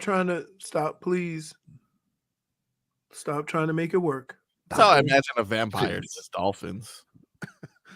Oh, you're a fan of the Dolphins. The Dolphins. All right, let's get the headlines brought to you by the new Palmetto Ford Truck Super Center. Why buy a truck at a car store? Palmetto Ford. We know trucks. All right, not great news from Dolphins practice. It has now been called because a Falcons receiver, Rondell Moore, went down with a non-contact injury, got an air cast, has been carted off. So that is no bueno. On the Dolphins side of injuries, apparently Aaron Brewer got hurt, and he went into the Baptist Health Center facility with trainers, which of course means that the master of multiplicity or whatever the hell Mike McDaniel calls. It's almost like he jinxed himself because he's like, oh, yeah, we're going to get him at right guard, and just said, nope, back at center today. Yeah. We're going to give him that stability he hasn't had an ability to have yet. Well, just not. So do we hit the market or do we wait and see? Well, they just signed. Connor Williams just signed with the Seahawks, so damage is done. That's not good. Unless you want to get Pouncey fattened up. I do actually. Damage is done. Is he available? Who's skinny now? Not good. Yeah. I feel like you can find a replacement on the offensive line for almost every other position except for the center. Like, as far as quickly, like a quick turnaround, it's not going to go well. I think we had something last year where we were almost in that situation, but old Eichenberg managed to suck it up and play that game. I mean, if you got to give Eichenberg anything, he is durable. You got to give him that. He is available. And you think it's just easy to play multiple positions on the offensive line? I'm not saying it's easy. Okay, all right. Not saying it's easy. It's like you said, just a master of none, though. That's what the multiple until they put him at a position, which they're trying to do this year. Yeah. I think you're going to be pleasantly surprised. Am I? I mean, the offensive line was not terrible last year, even with all the moving. Yeah, but it got noticeably worse after Connor Williams went down. Yeah. Yeah, because guess what? Eichenberg had been playing guard and they had to move him to center. Because he wasn't playing. Okay. All right. All the football players let me ask you this. Yes. All of the professional football players walking on planet Earth, right? Why do you think they're sticking with Eichenberg? I don't know, dude. Why was it one year that they made Jesse Davis their left tackle for $3 million? And they're like, this is going to work. And it didn't work. And Tua nearly got killed. Man. And they're like, and not only that, he's our captain. I'm like, what? Yeah, remember that? Yeah, I do. Actually, yeah, I do. Remember when they tried to make Mark Colombo a thing? Terrible. Tyson Clabo. Yeah. Everybody's got to listen. I understand. What they're doing is very hard. They have to stop the most menacing athletes in the planet. I understand. But there's always a bum that stands out amongst the rest. Your takes have been in that. No, that's not true. Everybody knows there's a bum that stands out amongst the rest. No. Dolly Stadium, Dolly Dolphins, Dolly Fins. No, it's just the Dolly Fins. Yeah. Put a little flair on it, Leroy. Not to mention Precious. We didn't even go back to that one. I don't like the fact that Stunt Steve gets into your DMs and is all of a sudden like, he's got to add extra, like his director's cut. Like he gets his own little show on the phone afterwards where he's like, woof, Dolly Fins, woof. Worst nickname since Precious Achua's, which was not a nickname. What I said was, I love it. He does do that, dude. He does do that. He's got his own little director's cut, his own little private line to us. He goes, remember that Precious Achua suggestion? He's got his own speed chat. Like, let me. Like a 90s audience. This was filmed in front of a live audience. And the live audience is like, boo! Schmeathan says, Tobin's right. There's always a bum that stands out. Exhibit A, Embiid on Team USA. Dude, can I tell you something? Uh-oh. What the hell's up with Jayson Tatum? Well, he missed a layup and he's shooting bricks. Like he is a lost cause. You know, they gave him. Tell you why. He's being required to play defense, and when he plays for his team, he just stand in the corner and let Jaylen Brown do everything. Dude has become Bismack Biyombo. If it ain't a lob, he ain't hitting it. Crazy. That is weird. The fall off will be. It is weird. No, but it is weird that they have claimed him to be one of the best players in the league, and he can't get on the court with the best players in the league. Yeah. So what is that saying? Teammate's been playing great though. Huh? Mike White. I mean Derek White. Derek White. Derek White. Derek Let me White. tell you something. Holy smokes. I might have to take all things I said about him back. He's a baller. You mean trashing his dental work? Oh no, they ain't got nothing to do with his balling abilities. And his hairline over your that, dude. Oh no, well he gave up on that. That was a great move by him. Going bald was very strong. Yes. He looks way cooler bald. Yes. Way cool. Now we concentrate on his teeth. Did you guys see yesterday? Did you see the moment? There's a couple moments that were great yesterday for Team USA. First, though, did you guys notice LeBron James thinking the French crowd was like applauding him? Like the French crowd just is going, they're going bananas, and they cut to LeBron James, and he's like, bringing on the love, and then he puts the crown on himself, and then he goes, well, the French gold medalist swimmer has just walked into the arena.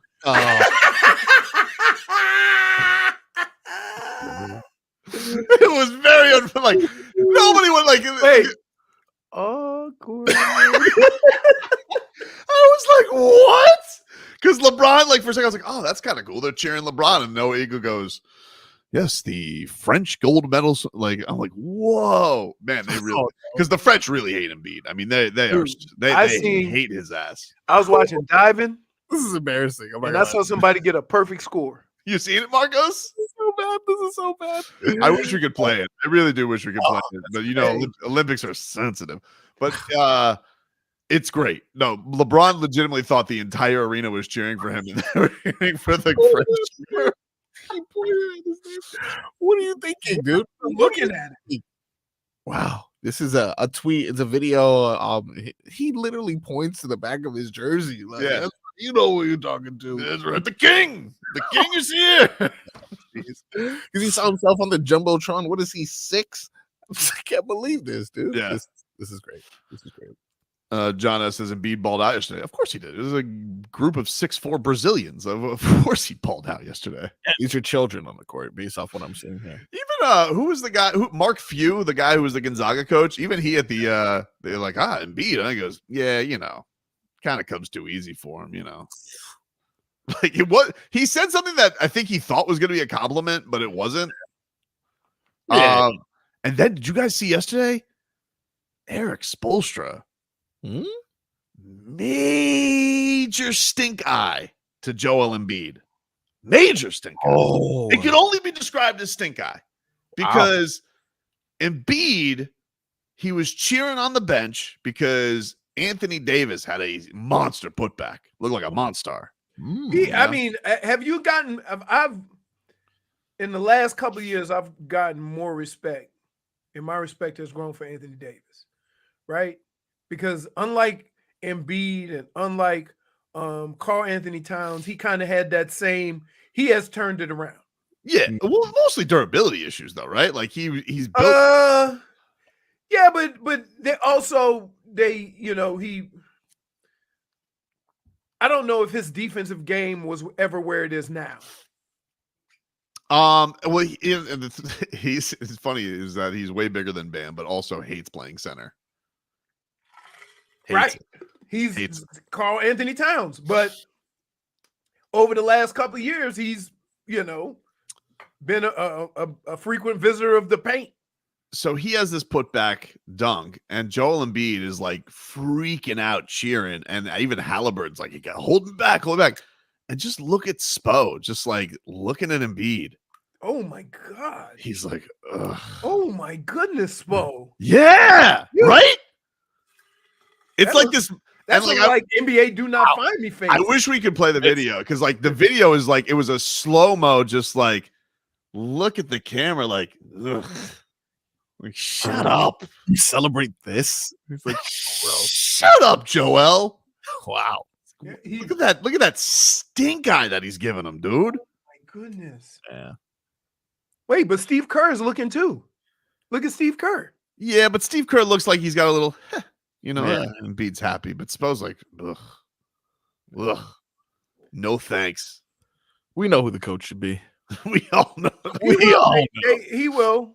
Yeah, he will. It went from Pop to Steve Kerr, because Steve Kerr was in the Spo position now, and then it'll go from Steve Kerr to Spo.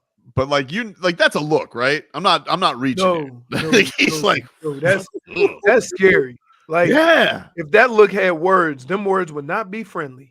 She's like, Joel, you're acting like he just all right. He dunked over four featherweights from the UFC division. Like, what are you doing?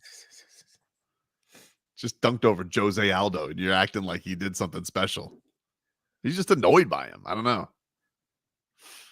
They're trying, they're all like, "Oh, we're here for Embiid because the French are mad at him." Not really. By the way, did you also see? Speaking of somebody who everybody hates, this is insane, Leroy. How does this man get everybody to hate his guts? And of course, I'm referring to the other center everybody hates, Rudy Gobert. Yeah. Did you see he made up a surgery? He played 4 minutes for the French team. He made up that he had finger surgery, and the French coach was like, "Nah, I just wanted a different look. I wanted to go small, Wemby at the center." Oh, that's not going small. Well, I mean, what? It's not going small, but it's just get Rudy Gobert the hell off the court. I don't understand how a guy makes so much money and everywhere he goes, nobody likes him and he keeps winning awards. I don't know.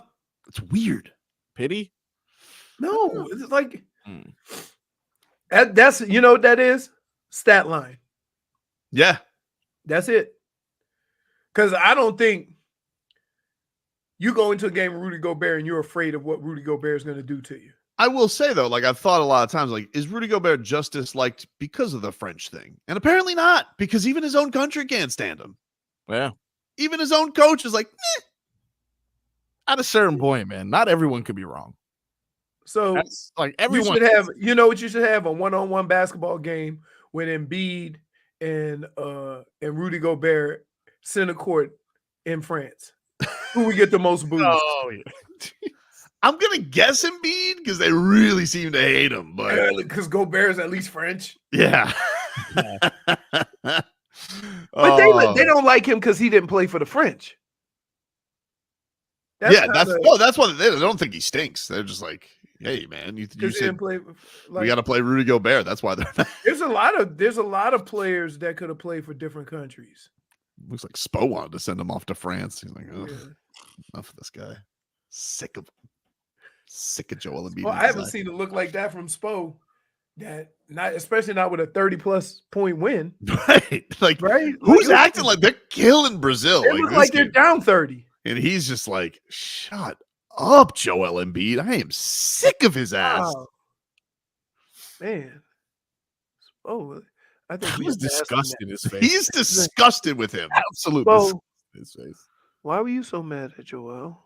Yeah, that has to be a question for sure. He's gonna be like, that's just narrative that's out there. He goes, no. That's some bull. I seen them eyes. I haven't seen them eyes in a long time. I know what those especially are. when your team's winning by 30+. I'm very familiar with those. That's Steve Kerr gave him the look too. If you show the picture. Look at Steve Kerr. I'm seeing Steve Kerr, but like Steve Kerr's like, what's going on over there? Spo's genuinely like, ugh. I see what's going on and I hate it. They're the only two people not watching the basketball game. They're looking at dumb Embiid. Look at the fans. No fans are looking over here. It was a crazy play. Like it was some monster stuff from Anthony Davis, but they're just like so annoyed by Joel Embiid and his Joel Embiid act. J Fig said it great. That's the look I gave the screen when Tobin said, Dolly Finn. Back up to this.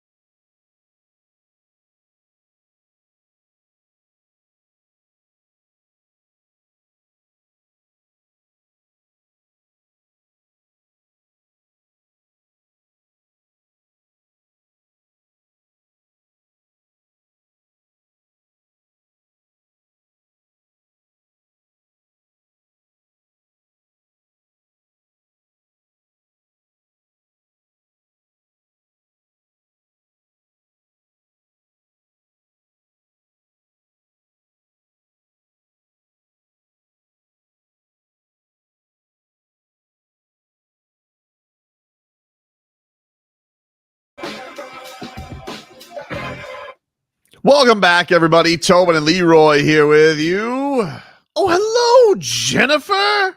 Hello, Jennifer. Hi. How are you today? Doing much better. How are you? I mean, I was good until everybody got mad at me like 40 minutes ago. Like, I mean, what did you really expect? That's your own doing. It's not my own doing. We're just having some fun, baby. That was rough, Tobin. I don't think you guys like quite got it though. Oh no. Did you get it? Dolphins. No. The more you say it, the worse it sounds. Does it? I feel like I feel like it's catching on. No. Wait, do you feel that way? You know, people used to mock the T.I. Miami Dolphins song, and then you kind of missed it. The T.I. or the T-Pain? T-Pain, excuse me. Oh, I was like, T.I. did one too? I didn't see that. Well, it's okay. You know, you can workshop it a little bit. I'll ask Solana and Jimmy. Maybe we need a new musical partnership because those rat bastards from Jimmy Buffett won't let them do Fins Up anymore. Not Jimmy Buffett, of course, his stupid estate that it got greedy and won't let them do Fins Up anymore. How dare they have to hashtag a ridiculous Go Fins to get a Dolphins logo because you can't say Fins Up, even though everybody's going to keep saying Fins Up. Yeah. But it's ridiculous. Now we need a new slogan. We need a new thing. And I feel like Dolphins is the way to go. All right. Okay. You know? Just keep repackaging it. Huh? I'm just saying, like, I think it'll grow on you. You know, it's one of those things.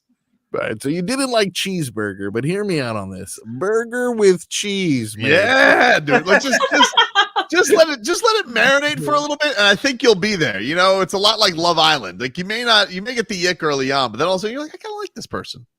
All right. I think you guys will like Dolphins. Ekansu? No. Is this another Ekansu situation? Oh my god. Dead to me. Dead to me. That's so great. What a phone he was. Davide? You loved him. What do you mean? Came crawling back to Ekansu. Yeah, they won. Did they win?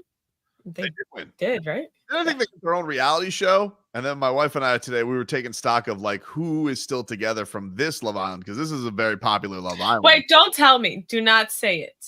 Well, I don't understand, J Fig. I don't want you. I will mute you. But sir. they're not like there's no surprise couples. Like if you're at Casa Amor already, you know who everybody is. I need to find out when the end date of this season was, because that will determine if you're. It was a couple of weeks ago. Oh, weeks. We're up to weeks. Yeah, I'm up to weeks. This is ridiculous. No, I've already said what the I ending am is. watching it. Okay, I don't know how much I have left, but don't. The only couple that I don't know if they're still together or not, but I think they are because they were adorable, is Odell's brother. Who you know won, because you know. Yeah, I Odell know brother they won. and So you don't Serena know if won. they're together or not? I don't know. I haven't heard anything from them. Well, let's give it a year because then they usually say it a year later. Well, some of them live like across the world from me. Like two of the couples, like one lives in England. Like, Well, they were both living in Houston, right? no, one of them just lives in England. No, I'm talking about Cordell and Oh no, not that, not that. Serena. No. I'm talking about Aaron and Kaylor. 36 episodes in this season. 30. Oh my god. You got no chance. It was good. It was good. Better than Game of Thrones. Say that much. Or House of the Dragon, House of the Gogi. Wow. And each of these is an hour-long episode, huh? Yeah, so I've taken a while to get through them because now it's become like an hour and a half. Yes, they get. What are you doing? And no, I'm not doing that. That's way too much. Wow. Sometimes I'm like, I've been watching this forever, and I've only gotten 30 minutes. We'll take a break. Rats off a ship is next.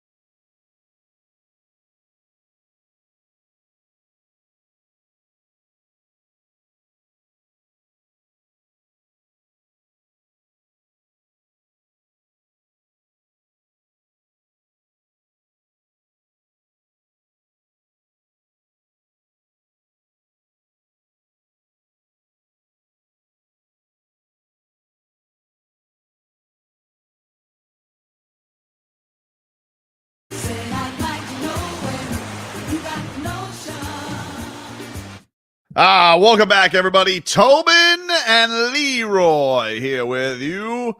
560 WQAM. Let's get to our favorite Wednesday game. Rats all for shrimp. Dolphins. What do you got today for us, J-Fig? Well, I'm going to start off by possibly disturbing you. Okay. Righty then. So I have at number 1, Cotton Candy Burrito. Apparently, this is served at the Arizona Cardinals game. Okay. Don't like the sound of it, but this is, oh my goodness. Whew. Wow. That's disgusting. That is, what the hell is going on in there? What's in there? Are those M&Ms? Cereal? M&Ms, Fruit Loops. You can't mix chocolate and candy. That's just it's a sin. I think I'm rats off a ship. I don't like cotton candy very much anyway. And then to put it in, I do love burritos, but I'm sorry, where was this taking place? Arizona Cardinals. That's nice. That is nice. That is nice. Only reason I ask is because I know you were very critical of Indianapolis recently, and I found out that they are home to a snack con. It's like Comic-Con, but for snacks. That's something you'd see at one of these special events, like some of these weird things that never make it to the market. That's gross. It says it's somebody said you have type 12 diabetes eating that. It says it has ice cream, fruity pebbles, marshmallows, gummy bears, and several other candies. Can I just say this? Eat that. Man. You've already named 4 candies I don't like. Man. Marshmallows can kick rocks. Gummy bears can kick rocks. Wow. I feel like the marshmallow and the cotton candy, number 1, cotton candy melts in your mouth. And then the marshmallow, Ugh. no, that's just disturbing. Gross. I feel like there's no way that a stadium is going to make this look good. You know, like they'll do it for one, even just to like make it look like that for a stadium display. No, that's a that's awful. My rats are snorkeling. What's the blue stuff? Gum? The blue, I think they're blue M&Ms. Oh no, I think that's ice cream. It's possibly cotton candy ice cream also. No, it's unfortunate. I'm looking at all the other options they have that they're adding to their menu. I see a potato with cheese and brisket. I see like elote with hot Cheetos. I see so many better options. Elote is good. Who the hell decided? Yeah, let's go ahead. I see a meatball on a stick. Like now we're thinking. Also, what parent would give that to their child? A hot Cheeto? A hot Cheeto? That's what you said, right? Yeah. You know what a hot Cheeto is? Leroy, I may have to examine your card if you don't know what a hot Cheeto is. You don't know what the normal is. Been around for quite some time. I know what it is. Never mind.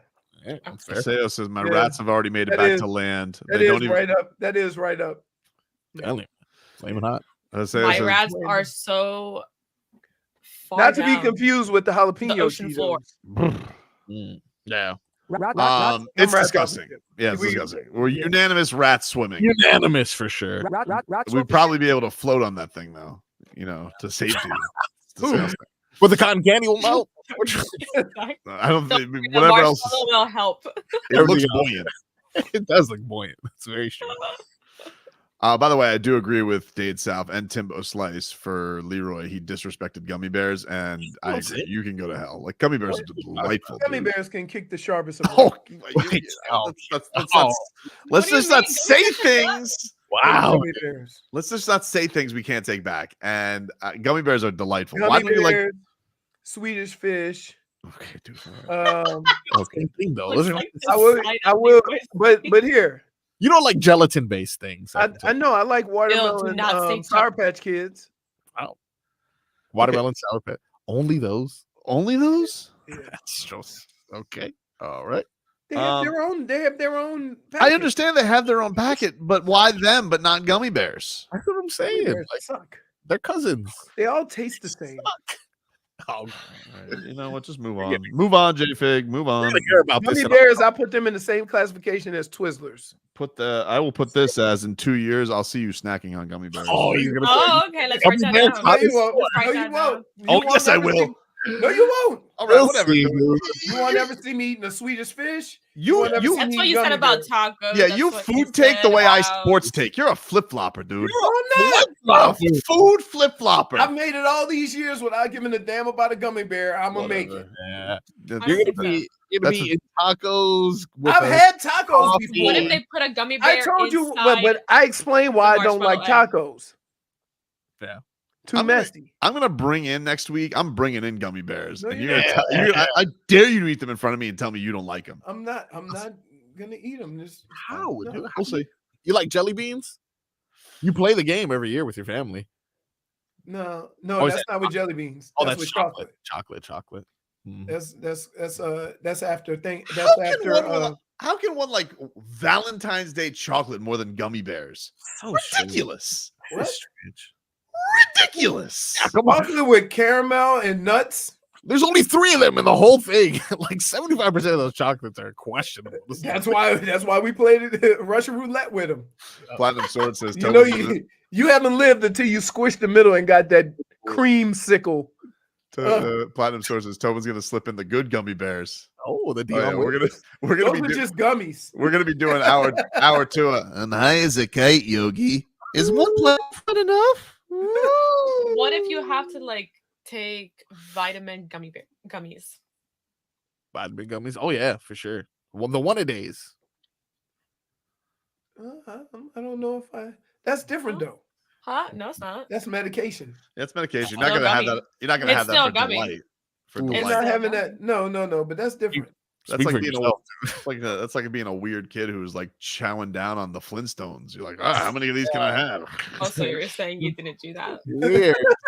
So weird. I was such an addict as a kid. I would just crush the Flintstones, the Dino, and I'd snort it. Wow. Those big grains falling. This guy really wanted his vitamins. He wanted a quicker effect. Hey, by the way, you needed more than one dinosaur. Oh, That's so wild. What's number 2, J-Fig? Well, Marcos, yes. I already know where your rats lie with this one. All right. Seafood. Tadpole water. Oh, what do you mean?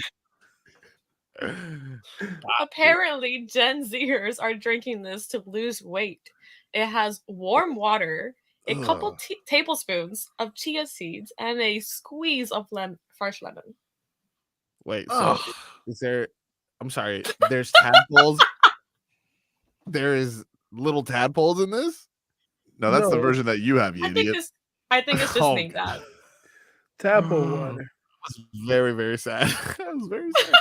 They have, like, the- Why are you drinking a beverage with seeds in it? Sounds I don't know. People disgusting. do that. Sounds It's gross. chia seeds. So like What? this is there. Is I this like, don't give a damn what kind of seeds it is. It's still a damn seed. Like, what are we doing? Some so people like, put that in their protein shakes and in you lost me smoothies. at Gen Zers. That is Bad. true. I will Well, agree there. Fair. So I'm rats off a ship. Like, so this is like what their version of Ozempic. Water? No. There's Water a with lot of weird trends going on. They didn't invent water, dude. What are they thinking? Toad Zempic. That's What is I that? don't like this. Also, I don't like the name. It just Oh, you don't like the name. it cracks me up. It's really funny because I'm thinking of you the entire time. But I'm looking at this and it's making me uncomfortable. This water is making me uncomfortable. It does resemble a small amount of tadpoles. ew. No, that is real. No, that is tadpole. You idiot. Yeah, I know.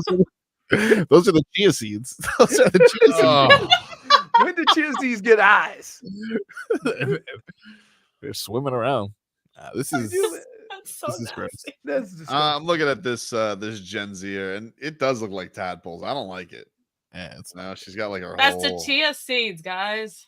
Ugh, gross. Rats So- off a ship. Rats off a ship. yeah. That's off the ship. Rats Why? off a Because ship. it has lemon in it. No. Exactly. That's where I draw the line. That's where you guys draw the line. Mm-hmm. Yep. I am rats off a ship because it's Gen Zers. I'm sorry. And Tadpole Water. I don't like the name of it, but That's fair. it doesn't sound that bad. Really? Stop. Huh. You know what? That's what my wife tries to do to me. Next Tuesday, bring in some Tadpole Water. See how you like it. Okay, I'll drink it. She'll drink some juice and say, you know what? Not that bad. Oh, you know, like, I know what that doesn't sound bad. Know what that means. Nice try, Big Spoon. What did chia seeds taste like? Like nothing, literally nothing. Okay. It's really the equivalent of it has a nice personality, that water. How about the fact that I'm not a bird and I don't need that many seeds in anything? Well, it's a good thing you're not a bird, Tobin. Yeah, it's true. Definitely around you. What's wrong with this one? Exactly. Marcos, where are your tadpoles after this? Another unanimous rats off a ship. It's not unanimous because I try it. Just don't say the name. All right. I thought you were rats off a ship. Were you not? I thought you were rats off a ship because of Gen Z. Yeah. That's literally the first season. Okay. So I don't think you understand this game. Not the drink. You know what, Marcos? What's number 3, J-Fig? Francis Ngannou winning MMA return in October. Wait, what? It'll be the first fight since January 2022. Yeah, he hasn't fought MMA in 2 years, 2+ years. He's been boxing. He's a boxer now, love. Oh, what promotion is he fighting on? PFL. He's fighting PFL. Oh, he's fighting Renan Ferreira, who is he's like 6'8". He's a moose. This guy that he's fighting. Oh, okay, kind of dangerous. Man, this was not on my radar. I'm excited now. He did just get obliterated by Anthony Joshua. That was a bad knockout. That was not good. Always worries me. Knocked him out of the sport. A little long in the tooth. Damn it, RVA Richie. But PFL's got a lot invested in him. I'm not rats off a ship on him winning. I feel like PFL's going to have to fix him. Oh, wow. Got to protect the product. So you think he's just not lost his athleticism or anything, but you think those knockouts are enough to not make him the most feared man as he was, not that long ago? Man. I mean, like he got memed by Anthony Joshua. Yeah. He got mollywopped, to say the least, for sure. But I mean, the guy's just head and shoulders a better boxer than him. He got pieced up. He did. I'm sure if you put Anthony Joshua in an MMA situation, it wouldn't look pretty. But of course, it wouldn't look pretty. Kick him once in the leg, he'd probably go down like a tree. Oh, you at one point, yeah. Oh my God, he's got some sticks. You at one point labeled him the scariest man in the world. Now you're thinking that the fix has to be in order for him to get the dub. No, he's a little long in the tooth. He's getting older. He had been through some personal tragedy. He lost his baby son. True. He's been through a lot. I'm a little worried. It seems fast. I do say also sometimes when fighters get that munyon outside. He's got that munyon, dude. That's true. Yeah. Usually the inspiration is hard for them to get back in the ring. I'm not rats off a ship on him winning, but I am concerned. Leroy? I'm not rats off a ship, but yeah, I'm the same with you. You don't know what his status is going back to MMA. Mm-hmm. What about you, J-Fig? I'll agree with you guys. I'm not rats off a ship. Frog Boy? Yeah, I am not rats off a ship, but I got questions. It's Max Holloway. We got questions, brother. You got concerns. Yeah. Give us one more, J-Fig, to close out this rats off a ship. Sure. We got TNT using Inside the NBA to discuss all sports. Oh. By the way, can I just say this? Sure. It was CBS, right? That has the Olympics. NBC. No, NBC.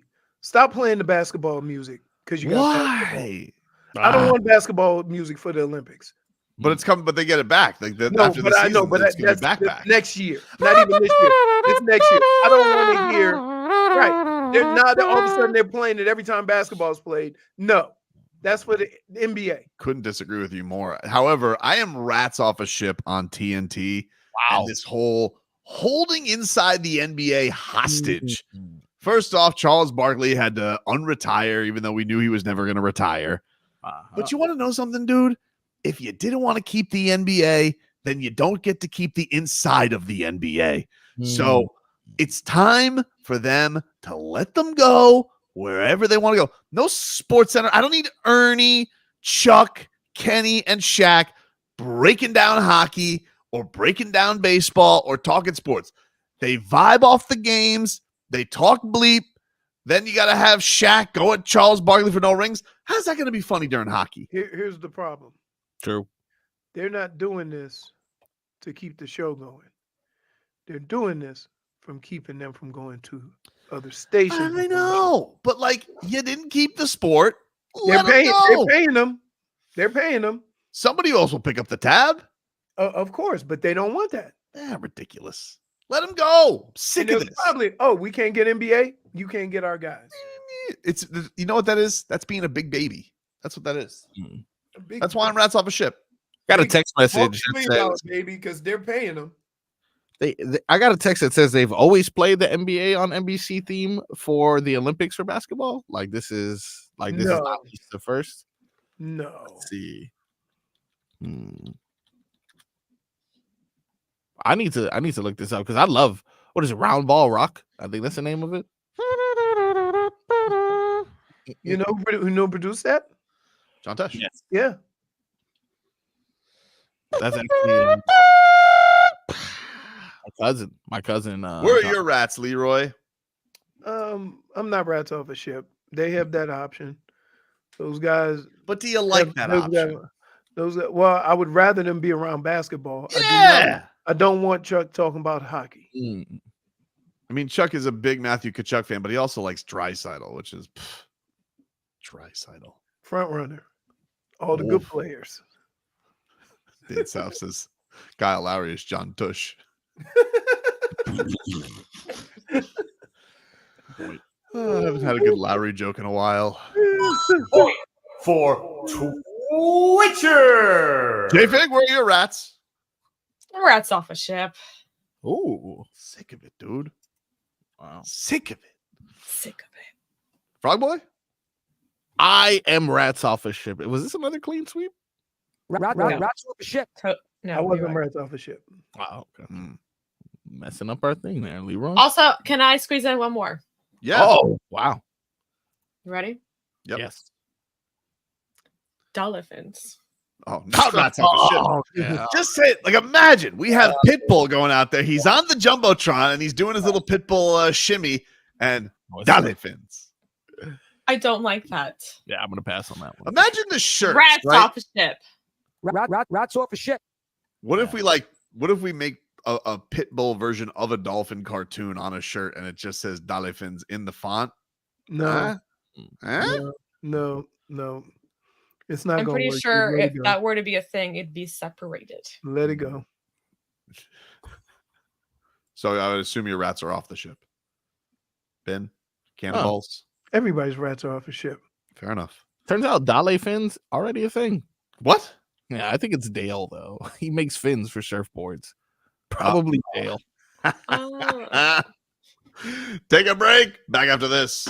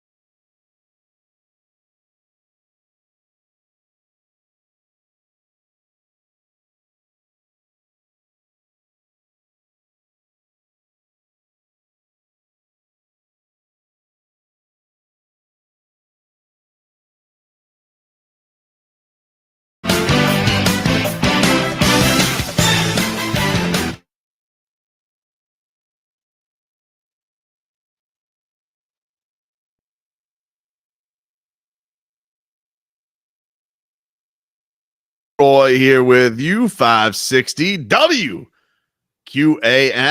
Hey, you wanted to force that song so much down our throat, you forgot to unmute us, Frog Boy. Yeah, Frog Boy. Hold on. A couple things going on here. Where are you going, by the way, during every break? You don't do any in-break producing. What's going on? All right. Well, I don't know if you know this. We just recently transferred to a new system. So if you guys are looking to catch our podcast, you know what? Why don't I even talk? New system. You sound, you know what you sound like? You sound like people who want to excuse the next year as a quarterback. Oh, I'm adjusting to the new system.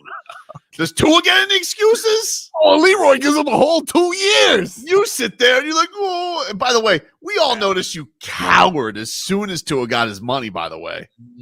We noticed. You were sitting here, you were blasting him all off season. Yeah. Look, listen, that was a little bit of TML, and I thought you should know that everything that I said, you know, he's been living up to it. I tell you what, he's gotten more mobile, slim down, really. We don't know that he's more mobile. We think he's more mobile. Oh, he's mobile. We only know that he's thinner. We don't know that he's more mobile. He literally hasn't been allowed to be tackled yet. There is nothing for him to fear. We have no idea about his mobility. Because he's so fast, that's why he hasn't been able to be. Oh, he's like the blur? You can't catch him. It's him, Ethan Bonner, two fastest people in practice. Really shed those pounds. Let's get the headlines. Brought to you by the new Palmetto Ford Truck Super Center. Why buy your truck at a car store? Palmetto Ford. We know trucks. All right, the joint practices are done.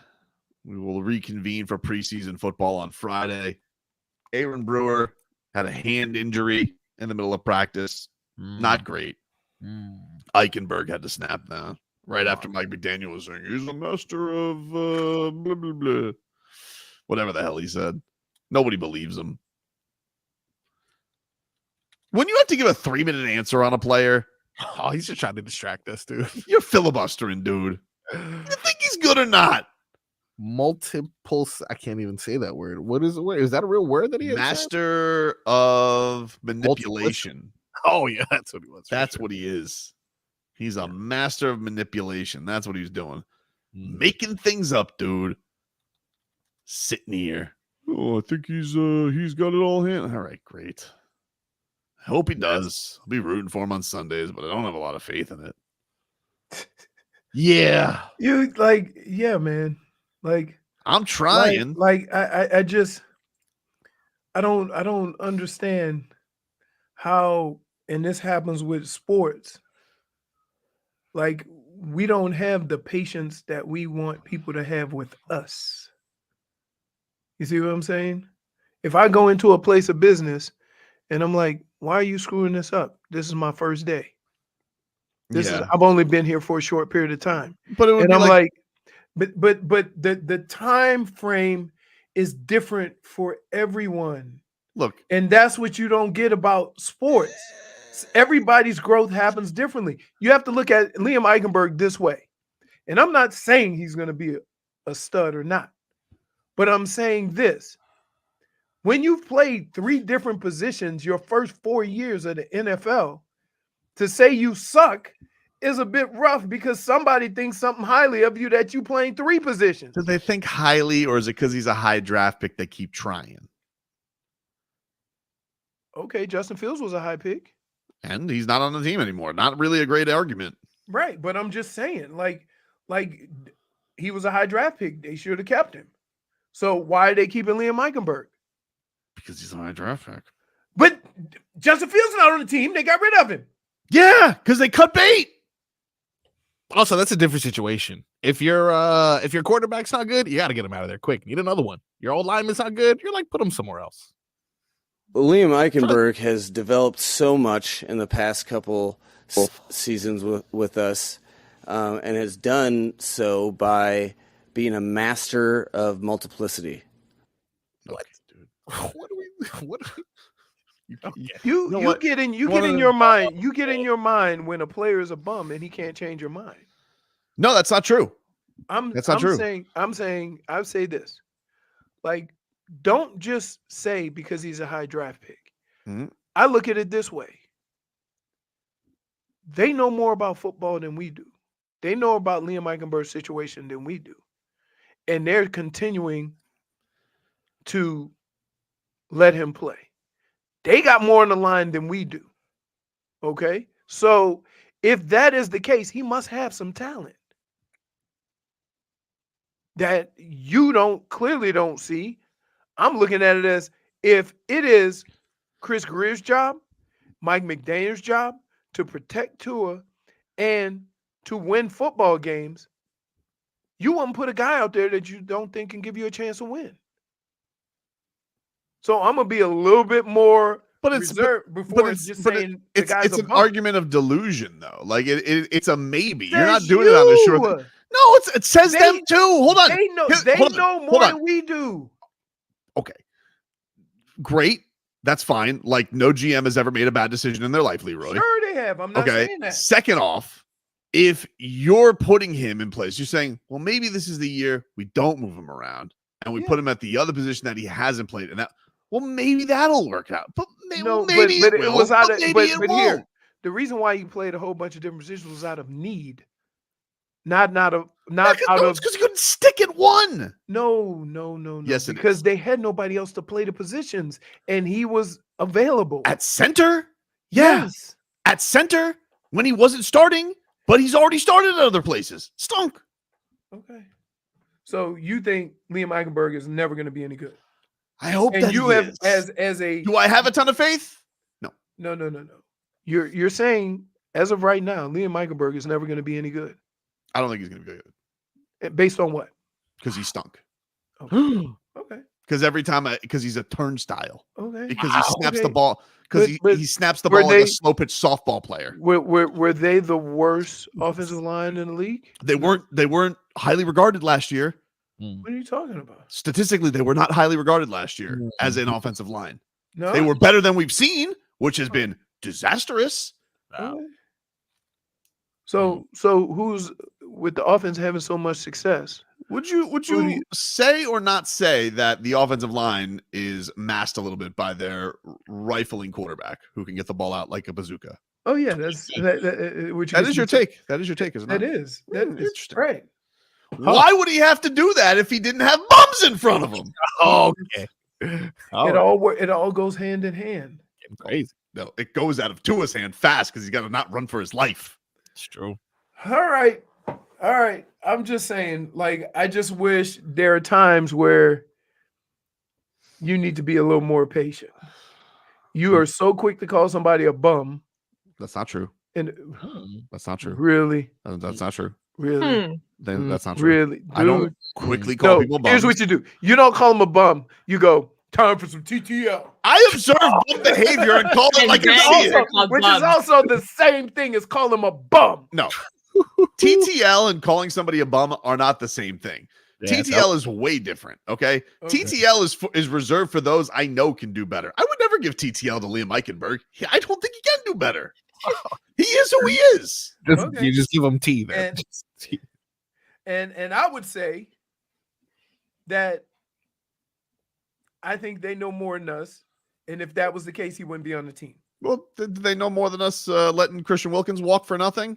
Ooh. You know, same guy. Look, you know what he tried guy. to do. Let me tell y'all what he tried to do. Guy. Let me try. Wait. Let me tell you what he tried to do. See, he tried to take it and bring it to my own personal hurt.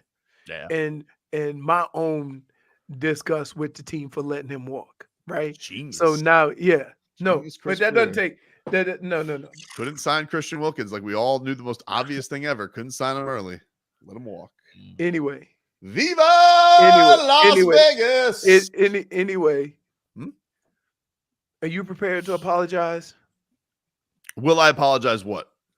If Liam Eichenberg plays one position all year, and he has some success, are you willing to apologize to Liam Eichenberg? Of course. Okay. I'm not a pig-headed person. What? I call out. Hold on, because when you were trying to apologize to Trevor Lawrence, that was not even an apology. No, it was because it was. By the way, I was right. I mean, like it was all hocus pocus and smoke and mirrors. J-Fig. Ridiculous. What about your apology to Raheem Mostert, where you apologize on behalf of the Dolphins? Yeah, see, you are that's fraud. true. You Hold are on. a fraud. Hold You're on. a sham. That was true, though. That was true, though. See how he's. Hold on. No, Don't. Dude, Hold on. Don't put a twist on it. Don't put a twist on it. Don't put a twist on it. I never had anything against Raheem Mostert. I was just following the Dolphins' lead. They were flirting with every running back under the sun last summer. Every running back. Oh, would you go for Josh Jacobs? What about Saquon Barkley? And then all of a sudden they're like, all right, Raheem. So that's why I apologize on behalf of the Miami Dolphins. Even if I agreed with them, they led the way. That's not my fault. You apologize for yourself. Wow. You are, let me tell you something. Nothing more says I am fraudulent like this last conversation. This is ridiculous. I don't understand. You know, you don't understand. You never understand. I just think it's unfair. Wiggle out of situations. I'm not trying to wiggle out of situations. I don't think a guy's very good. You keep coming at the same argument. Be patient. Maybe they know something. Then I come at you and say, do they know something when they let Christian Wilkins walk? You're like, you're going personal now. And I'm like, you know what? Liar. That boy's a liar. Let's yapping a little bit more running, huh? Dude, you're the wait. Here's what you do realize. He does do the talky talk a lot. We do a radio show that is recorded and documented.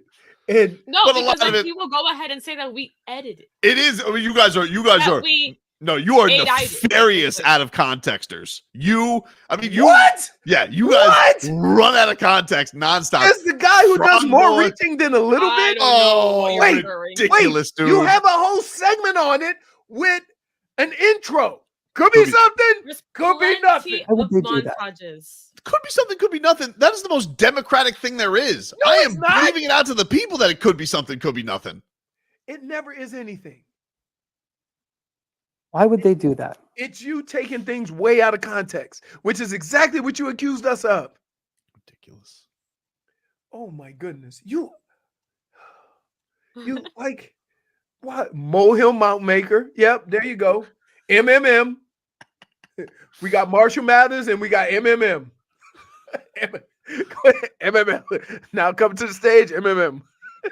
Luis says there's no way Tobin can remember all the trash he talks. Nobody can. Right? I'm telling, dude, you're like, and then here's the kicker. When I call you on something, you got me wrong. I did not say that. No, but you bring up things that are just like out of nowhere. You take a piece and you don't take the whole puzzle. Because the whole puzzle is worse. Dude. You're a 1,000-piece puzzle, but I only got 900 pieces. No. End the segment right now. You're the worst. Things get too hard. Just dolly fins. Smoke bomb. You don't have to do jazz hands. Just making it worse. Take a break. Back after this.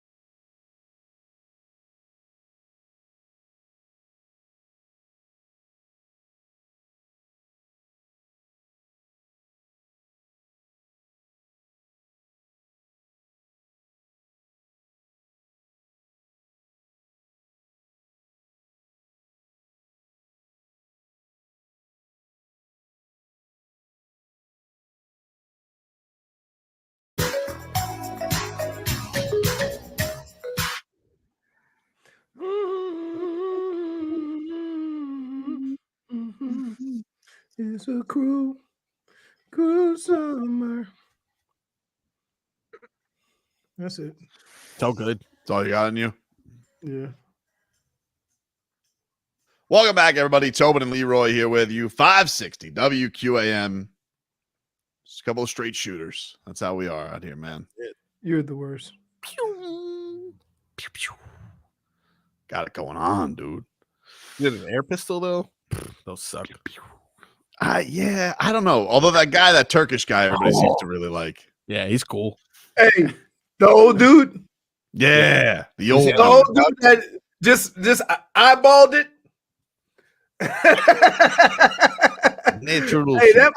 They had guys with so many gadgets, and he just, they have memes of him like smoking a cigarette and drinking a beer. You guys know, by the way, Nikola Jokić is just walking around the Olympics. He refuses to speak to anybody. What? Yeah, he's like, nah, you guys can't find. He says, Olympics can't find me. Sorry, not talking to the media. Talk to horse. Yeah, that's great. I like that. I hope Jovic is healthy for tomorrow. Tomorrow is the semifinal game. We have Team USA once again going up against Serbia. They've beaten them twice, but of course they do have a Joker. So, they have a Bogdanovic. 3 times, though? Come on, man. We can't switch it up just for old time's sake. So then it's France and Canada then? Yes, France and Canada on the other side of the bracket. That's a good game. That should be a good game. That should be a good game. Although some people have been questioning, there's been some France chicanery with the officiating, especially in the Japan game. People thought the Japan got completely hosed. Hard to disagree. Wow. Okay. Did you see anything during the Australia game that you were watching that maybe it was like, I don't know? No, the only thing I watched in the Australia game that I marveled at was, holy crap, Patty Mills is way better for them than he was for the Heat. God, I hate that. Patty Mills, what did he score? 30? You think he finished with 26? He lit it up though, including the 3 to tie the game. Yep. Or the 2. He didn't make a 3. He made it was a great fit, but it was over Joker. It was a great fadeaway. Yeah. There's some fodder out there. It looks like Brandon Ayuk is going to the Pittsburgh Steelers. It seems that they have a framework deal.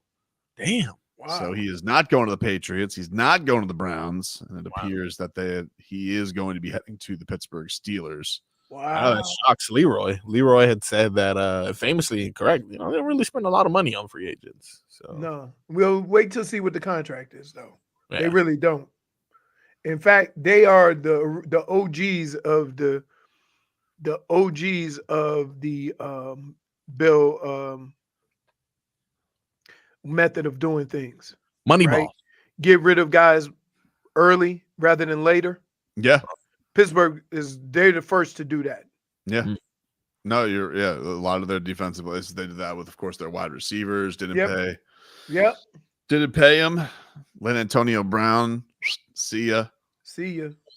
So, but times are changing. You can't have no weapons, Belichick, they called it ingenious when Belichick was doing it in New England, and Pittsburgh been doing that for 30 years. Yeah. Well, they're trying to get That's how we ended up with Porter. Yep, I remember that, Joey Porter. Yep. He was another one, not a fan of the media. He would talk to his locker.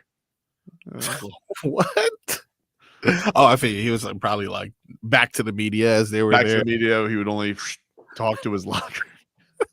So good. Joey Porter talking to his locker. Can I say this?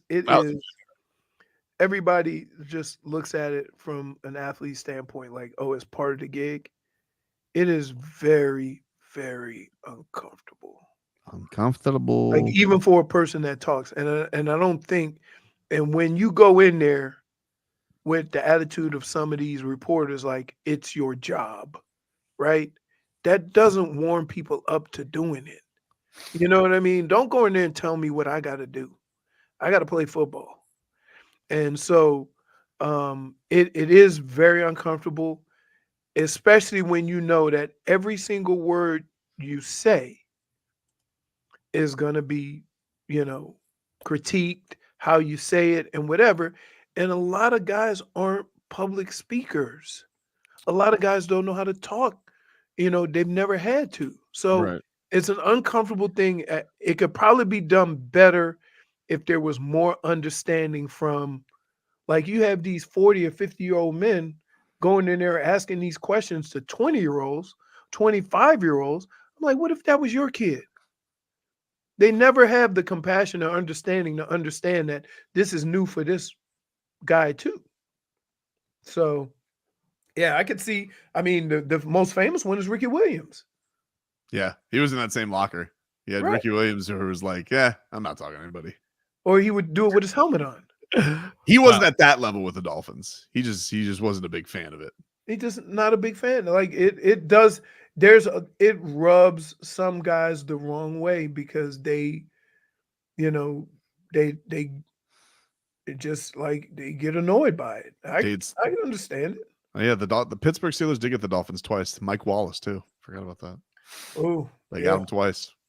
Oh, they got us that one. Mike Wallace famously had somebody speak for him after a game. Yeah, that was his last. That was his last interview. He was so sick of everything that was going on. So what a diva! But here's the deal. It's also the position. They grow tired of wide receivers very quickly, especially good ones, because they become divas. Yeah. Yeah. And most that are quiet. I mean, obviously they had Hines Ward who was there for quite some time. He played as long as he wanted to there because he didn't say nothing, right? Yeah, and he blocked well. Oh, can he block? Wasn't Hines Ward a quarterback in college? No idea. No, I know Randall L was. Randall L was in Indianapolis, at Indiana. Indiana, yeah. But I think Hines Ward was a quarterback at Georgia. Menace. Was it Chop Robinson? You had mentioned yesterday that we had another Ryan Tannehill situation where he was wide receiver. Quentin Bell said that he was a wide receiver in college. Quentin Bell. He went to an HBCU, but why do y'all do that to me? What? I'm so sorry. It's almost like body shaming. We're teasing him. I apologize. What, the Ryan Tannehill thing? No. Because when we mentioned that a defensive tackle played or used to be wide receiver yesterday, Leroy said, "Oh, he ate himself to a different position." Almost like someone else we know. Leroy. I mean, because there's a lot of my friends that you go up to and you say, what position did you play? And they tell you, you go, that's not nice. That's not nice. Leroy, what position do you think I played in Pee Wee football? Not running back. Okay. You were on the front line. You were on the line. You could have said something else. What you said. Let me tell you what you weren't. I'll tell you what you weren't. You played on the offensive defensive line. You got it, baby. But like how we like saying Vamos Gatos. So just think about that, but a Dolphins version. Oh gosh. Dolphins. You still trying to This cannot be the way that you end up. I'm just saying, like, think about that. Like, try it on for size. Just walk around the store with it, Just feel it out. Here. I'm gonna ask. I walked around the store. I tried it on, and I left it. He's gonna agree with him. On that hanger, when you try it on and you leave, they say just leave all the stuff. That's where it is. Dolly Fins is hanging up on the hanger in by the dressing room. Yeah. Take a break. Back after this. This hour.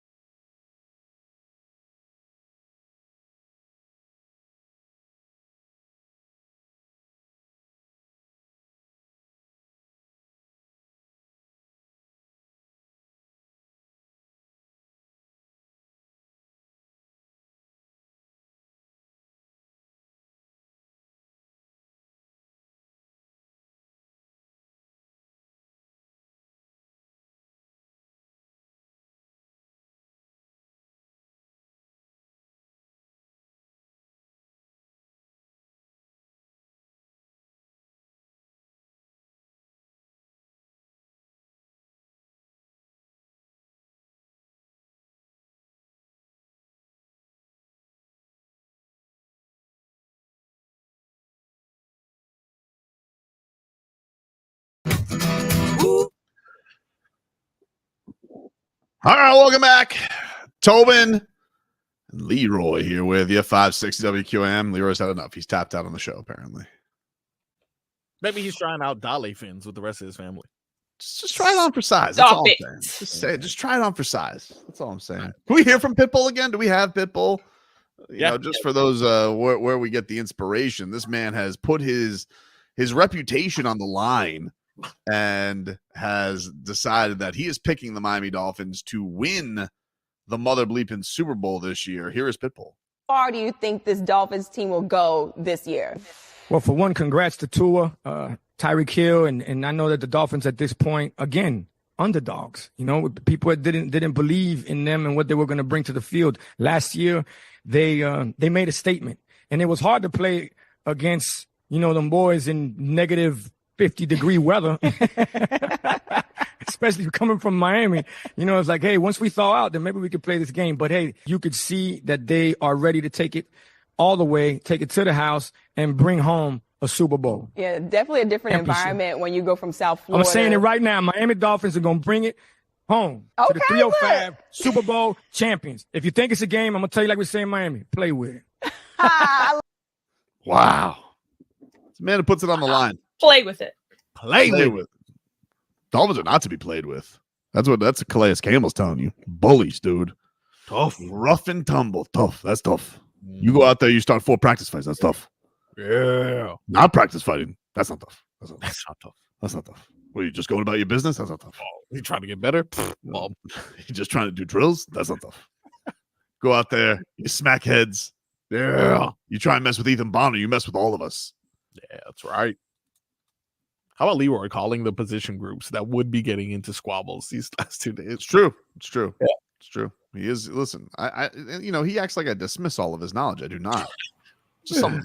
Well, I mean, I was gonna say, only when it's inconvenient for me. That's when. Which it is always is. Well, hard to say. Hard to say. There we go. Not samesies. Oh, We agree on a lot more than we disagree. that would be inaccurate. No, it's true, dude. You try- you even tried. you- You even You're tried. trying to get caught in my wake of excellence, and that's not. I'm not letting you do that. I'm telling you, like, we had an argument today about Tyreek Hill's take, and it wasn't an argument. We were agreeing. We were just saying words loud together. You guys were loud. Loud together? It's very We straight. agreed. You know, we It both was a agreed. very- Stupid goal. All right. It was a very passionate discussion. Yeah, that's what it was. Passion. Pasión. You know what they call it. You know what? I got some ungrateful kids. Why? I go out there and I'm hungry as hell. Y'all haven't seen me eat my normal sandwich. Yep. I go out there. They're eating food What? that Fonz went and got. Oh no! I'm like, Oh. you know what? For 20 plus years I've been feeding your ass, and you for 16 years. What did they get? And y'all get some food, and y'all don't even ask me if I'm hungry. What did they get? They got these they got some sushi, but it's not sushi. They have it's chicken in the middle, right? With the rice and the whatever, and then crab on top. Yeah. It's called a Gaddy's roll. It's hell is excellent. You almost had me there. I do see these fusion. I've had Dominican sushi before that has no seafood. It's really good. It's really my favorite. But I do see But technically it's have not pennies it's on not side? sushi, it's just a roll. it identifies as sushi, if I'm not No, it mistaken. doesn't. What do you identifies as sushi? I respect everyone's wishes, and that sushi identified as sushi, even though there was only plantains, rice, and some fried cheese on it. It counts. Really? A little bit. Plantains, rice, and I've actually had that before. Pretty good, right? Pretty good. It's good. All right, you use the chopsticks or you just catch it in your web? Right there. The way that he went like this. Sitting out here. What hurts is I was going to give you an explanation, and then it hurt. No, please give the explanation. You got to be thrilled though for the amphibian community that the Gen Z has rallied around the Tadpole Water. You know what? It's a threat to They're my bringing community. you back to trend. Little kids are gonna think that it's actual tadpole water. I got to be honest with you. When I saw the original headline, I was like, Oh, because they're stupid. I mean, they chewed on Tide Pods. Like, you don't know. So all I thought that they were like going into the creek and finding some tadpoles, and then they're like, we're drinking this water, going to make us lose weight because we have salmonella. The first time I read that headline, I thought that's exactly what I thought. Yeah, you don't know these kids. The kids are idiots. You don't know. It's true. It's true. I've said many a days, many a times, oh wow, our future is in your hands. Yeah. That's why I don't spend time on TikTok. It just disappoints me every time. Yeah. Except for when there's a crate challenge, then Leroy is just glued to his seat. I watched the crate challenge forever. He's still to this day will stumble upon a couple videos. There's some other stuff. Like I like going through Instagram and watching the funny stuff. Wow. You like seeing people get hurt is what you like seeing. No. I like, and then he sends them to me. First of all, it's always dumb people doing dumb things. Right? And like, yeah. And I just find it hilarious. Like, what did you think was gonna happen?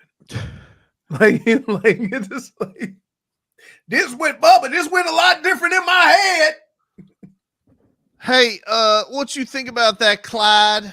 You think we should get up on these milk crates? I don't know, but they could sure hold a lot of moonshine. I think they could hold you. Somebody told me a joke. What's the redneck's last words? Hey, Bubba, watch this. Last words were bleep Scott Scheffler. Parading around Paris with his gold medal. Only medal should be around him are his wrists. Criminal. It's cargo pants, man. Messed them up. Those $80 pants. Really? Like, there was nothing on this outfit that was more than $80 except that gun. Criminal. I'm still trying to figure out why he had to attach himself to the vehicle. What was right? Like he was escaping a bank robbery. Yeah, like it was right. Like it was a mad dash. He ran over there too. It was one of the strangest things I've ever seen. You're resisting. Hey, come over. Hey, nothing says I'm from a small town other than that interaction right there with city folks. That's right. Very true. You are resisting. No, that happened to me when I was in and then the other cops rallied behind him. Oh, you can do what you want. He's going to jail. So that means that the place that you're protecting, you have no idea what's going on inside those gates. Mm-hmm. All right. It's bounced back though. It's giving them an edge. By the way, laid back. We have an injury update here, courtesy of Barry Jackson and Jordan Poyer's wife. Oh, what? Okay. Barry Jackson says, though several Dolphins writers said Poyer was walking with a limp today, what is actually sidelining him, per his wife, Rachel Bush, on X, is a thumb injury. He's missed 6 straight practices, but was excellent before that. Can I just say, everybody's limping in the second week of camp. Like, dude. Rachel Bush, she's a looker. Like, just everybody relax with that. Wow. He's walking with, what the most embarrassing. Listen, Tobin's done some embarrassing stuff in front of me in public. Fair. Right? But him and Robbie chasing Tua around, getting video of his gait, was probably our lowest point. Pretty good. I don't know, man. I got to tell you, this new dog, Dre, he's a menace. He's a yacker? No, he barks. He's all over the place. He plays with the other dogs rough. He wants to bite them and whatever. Tell you, we don't mess with, though. Zeus. As soon as he came into the house, Zeus set the tone. And then when they bite him back, he cries. I'm like, wow. He's like, menace, dude. Dramatic. Because he's like, oh my goodness. You can't give a nickname to a nickname. Huh? That's his name. I thought his name was Andre. He doesn't have a birth certificate, you idiot. Dre Monte? You're back. Yes. Same thing. See, and Tobin is going to egg you on because maybe it'll get the stink off him. I don't feel like I have stink today. I walk away What? today smelling like a rose. What? You know? Tell you what, though, that is the number one rule. You got to double down. Nobody listens. A lot of people thought plenty of artists were crazy. You know, they used to laugh at Pablo Picasso. He had to cut off his ear. Was that him? Not the same guy, and no one ever laughed at Picasso. Vincent Van Gogh. Whenever he cut off his ear. So like, it's fine, dude. People said the same thing about Claude Monet. Bit of a weirdo, that Van Gogh. They're like, you're gonna paint with just dots? That's not gonna work. That's not gonna Who's work. laughing now? Yeah, now everybody's selling Monet across the land. So you're saying that your takes are the equivalent to a Monet? It's more closer to a Bud Day than a Monet. So my takes are clean? Huh? So my takes are clean? Your takes are upsetting Scoopy. Scooby's like, stop lying. These dogs need to stop barking at each other through the cameras. We'll talk to everybody tomorrow. Oh my gosh, dude.